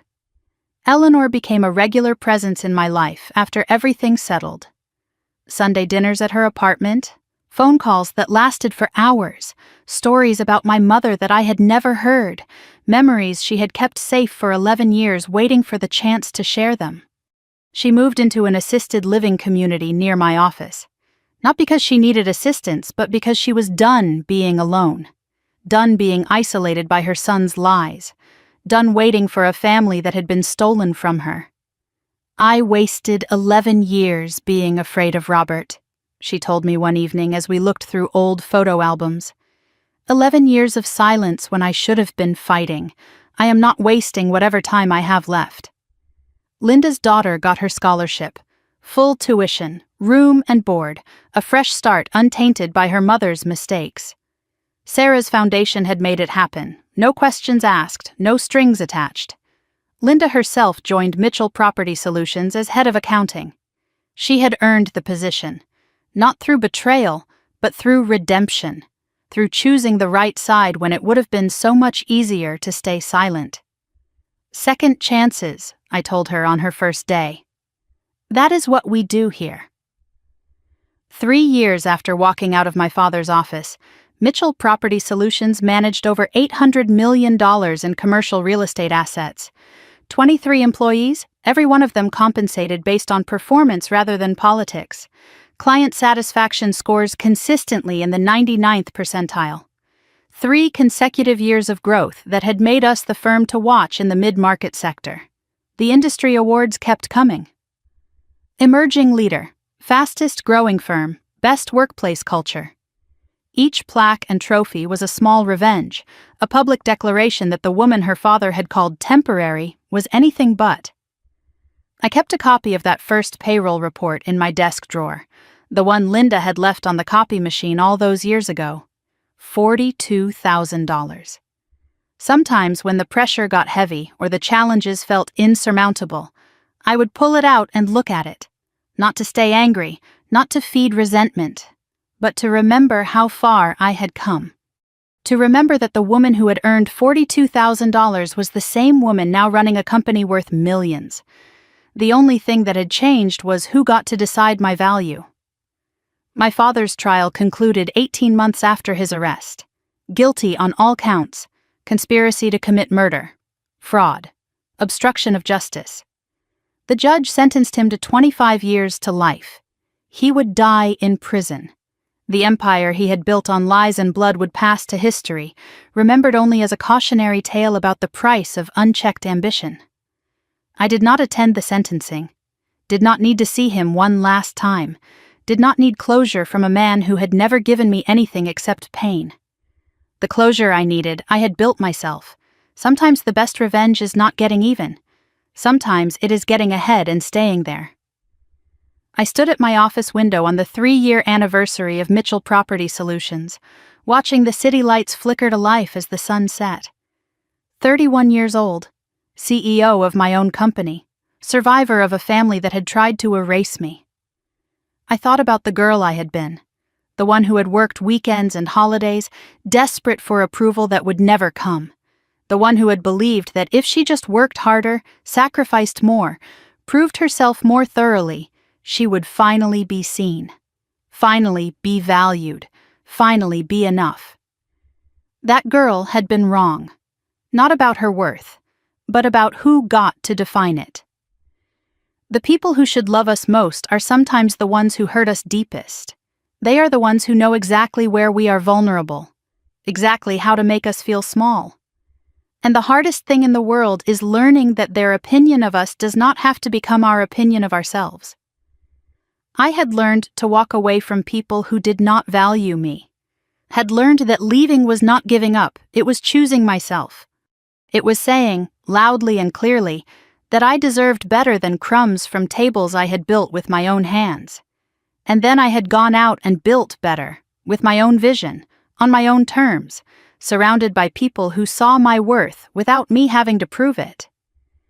If my story sounds familiar to you, if you have ever felt invisible in your own family, undervalued by the people who should champion you, dismissed because of who you are rather than what you can do, I want you to know something.